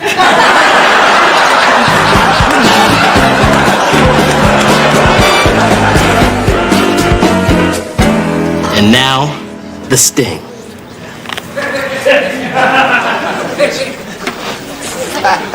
Oh, what's up, dog? Hey, man, can you believe this place? They got no security at all. Man, when I leave, I'm gonna take the ashtrays, the towels. I may even take my dresser. What you gonna take, G? I wouldn't put any of this ugly stuff in my house. It's a nice place, man. They got some nice stuff. Well, be careful. There's always one undercover cop trying to pass himself off as one of these kids. I know, man. It's usually the real lope who's trying real hard to look young and hip, but he can't quite cut it. Thanks for the tip, officer. That ain't no cop. Oh, what's the use? Well, what's the matter? I know that these kids are wrecking the hotel, but I just can't catch them. And I can't wait to get them out of here. Honey, we can't afford to lose them. Well, Blanche, we can't afford to have them here. Wait till you see the damage. Well, the weather report says it's gonna storm all weekend. Maybe we should go to Key West where it's sunny. Yeah! Oh, Roland, we need their business. Oh, if they leave, we're going to lose a fortune. Oh, there must be something fun these kids can do indoors. Hey, we could still go for that world's record. Chewie, for the last time, I will have nothing to do with a 43-foot burrito. All right, let's get that giant burrito moving. Slowly I'll cook, bean by bean, tortilla by tortilla, and soon I shall stand in front of my greatest creation, the 43-foot burrito. Bitch can't eat just one. Blanche, have you seen Charlene? Oh, yes, we had a very nice little chat. Really? About what? Oh, this and that and this. Sex. You didn't. No, Charlene needed guidance and you wouldn't give it, so I gave her a little advice. I told her to approach her budding sexuality the same way I did. Blanche, you're crazy if you think I'm going to let Charlene paint a bullseye on any part of her body.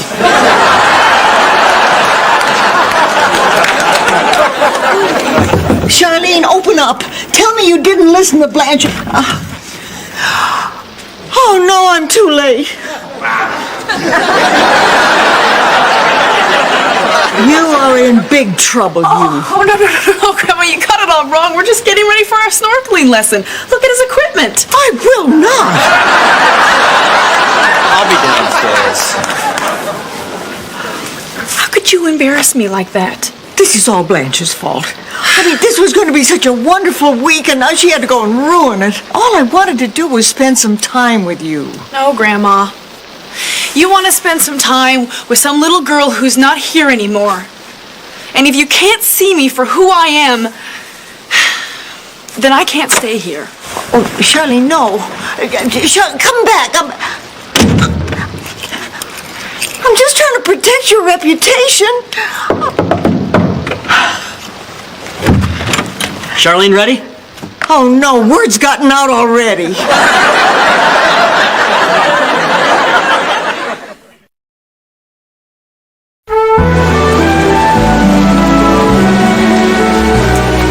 All right, boil that rice. Come on, grate that cheese. Hey, stir those beans. Hitler, Stalin, and now you. What are you saying, Sophia, that I've turned into some kind of dictator? No, I was just thinking how much younger the three of you would look without the mustache. Hey, this burrito thing's a kick. This is not just a burrito, Sophia. This record is my shot at immortality. By the time I'm done with this burrito, it'll be limber yet firm, taut yet soft and supple to the touch. All the curves in all the right places. Man, I need a woman. All right, everybody, take a break. Any word from Charlene? No? Oh, I'm so furious. This is all Blanche's fault. That she's out there somewhere in the rain with no place to stay. No, Nyla, you open this door and let me in. And God only knows where Charlene is. I was only doing what I thought best. I don't want to talk about it. Come on, Rose. Surely this must have come up with your own daughters. Well, things were different back then.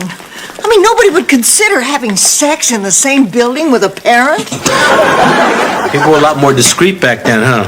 No, we all drove really big cars.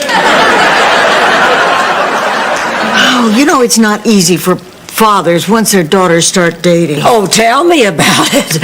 There was always one kid in every town who scared the hell out of all the daddies. You know, the kind of rebel who wouldn't think twice about climbing in a bedroom window late at night or pretending to run out of gas on a lonely country road or getting somebody drunk just in order to have their way with them. Yes, sir, I had quite a bag of tricks.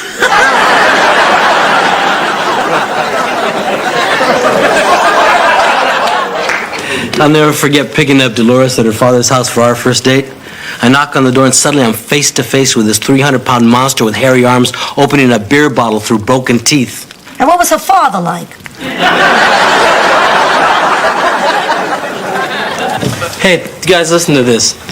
I was just out in the lobby, right? And there's this kid out there who's being really loud and obnoxious. And just as I opened my mouth to tell him to knock it off, this strange voice came out of me. And then suddenly I just realized something. We have a ventriloquist here at the hotel? No, Rose. It occurred to me that I sound just like my dad. Yeah, I was getting ready to yell at this kid the same way that my dad used to yell at me. It's weird, man. I'm starting to get old. Roland, don't you think you're being a little silly? No, I'm telling you, something is making me old before my time. I just wish I knew what it was. I don't know. It's anybody's guess. Beats me. Tums.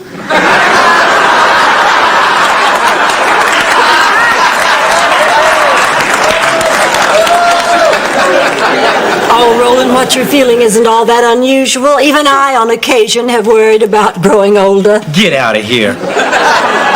Yes, I'm telling you, menopause was very difficult for me. Oh, I don't want to hear this. Tell them about your hot flashes. Oh, honey, they were faster than a strobe light at a gay disco. I really don't want to hear this. The change hit me overnight. I went to bed one night, young and beautiful. The next morning, I looked like a Barbie doll that somebody left on a radiator. But you don't want to hear this. No, oddly enough, that one I didn't mind too much. Well, it's a good thing you didn't mind it, because it happens to everybody. I mean, people grow. They change. I mean, nobody can be expected to just stay at the same stage throughout their whole life. Really? Isn't that what you're asking Charlene to do? I guess I am.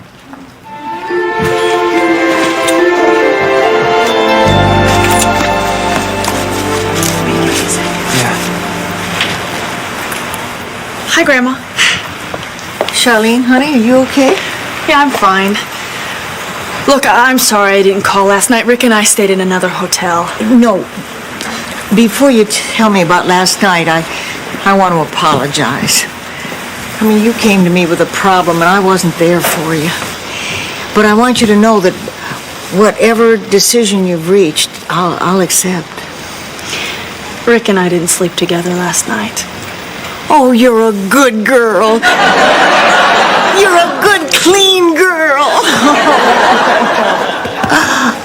Last night, I was so upset about what happened between you and me that I didn't get to decide. But I don't know what I'm going to do about tonight. So do you think now we can talk? Well, honey, the truth is, I can't make that decision for you. I mean, only you can. But I can tell you what I did. I waited till after I was married. I mean, that doesn't make me better or somebody else worse. Anyway, when the time is right, you'll know. And I can tell you this. You're going to enjoy it a lot more if you're in love. It's funny, that's exactly what Blanche said. Blanche told you to wait? Uh-huh. Our Blanche never told you to wait? Yeah, she said that I would know when the time is right. Well, that doesn't sound like Blanche. Actually, she said I would know when the many, many times were right. The many, many, many times. That sounds like Blanche. Oh, honey, I'm sorry I was so hard to talk to. I think I just missed the little girl I used to color with and play dolls with. Actually, Grandma, we never played together. I just sort of watched you. Well, I missed the company. So, do you have any big plans for the rest of the day? Well, I thought we'd do some sightseeing and catch a movie. Oh, Rick will enjoy that. No, Grandma. I thought I'd do that with you.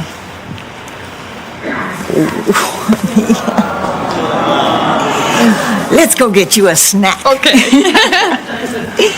Hey, what gives? Who put the padlock on my door? Party's over, Sneaky. What are you talking about? Face it, Sneaky, you've been out snuck. I know you've been hiding extra kids up in your room, and they're gonna stay there under lock and key until you cough up the extra dough. But I don't... Save it, Sneaky man. Look, you may have fooled me once. You may have fooled me twice. But this time I'm way ahead of you. So look, we're gonna go up to your room, and every extra kid I find up there, you're gonna pay for, all right? Fair enough. All right. All right, sneaklings, you're busted.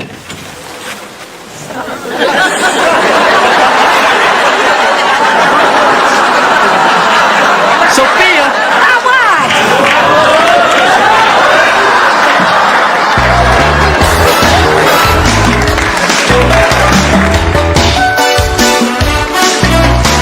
And now, we measure it. Chewy, chewy, chewy, chewy, chewy, chewy, chewy, chewy, chewy, chewy, chewy, chewy, chewy, chewy, chewy, Just, did you hear that?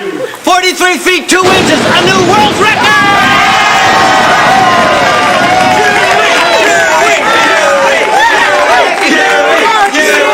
What a cute little burrito. Blanche, we just set a new world's record. Oh, that's nice. Nice. Do you have any idea how big it is? 43 feet 2 inches?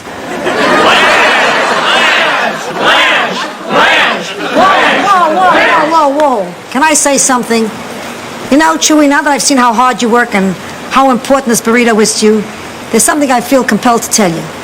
What is it, Sophia? I can't find my watch and I'm going in. Whoa! Wait a minute, Sophia. In an hour, the guys from the record book get here.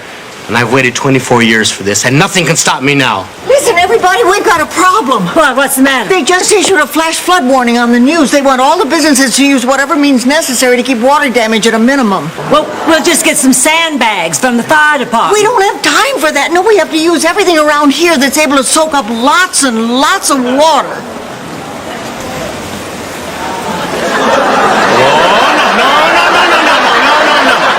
It's our only chance. Forget it, no way. Honey, we have to make some kind of sacrifice. How about if we throw the old lady in a volcano? How can that help? How can it hurt? Okay.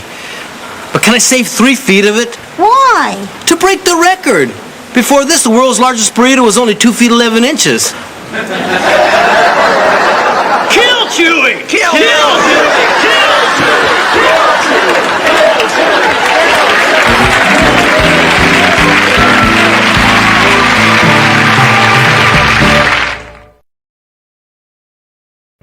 Well, they got past me last year, and okay. They got past me this year. But from now on, no other kids are getting out of this hotel without paying their bill. Good evening. Have a nice evening, sir. We will. You see, I've got like this radar, which allows me to hone right in on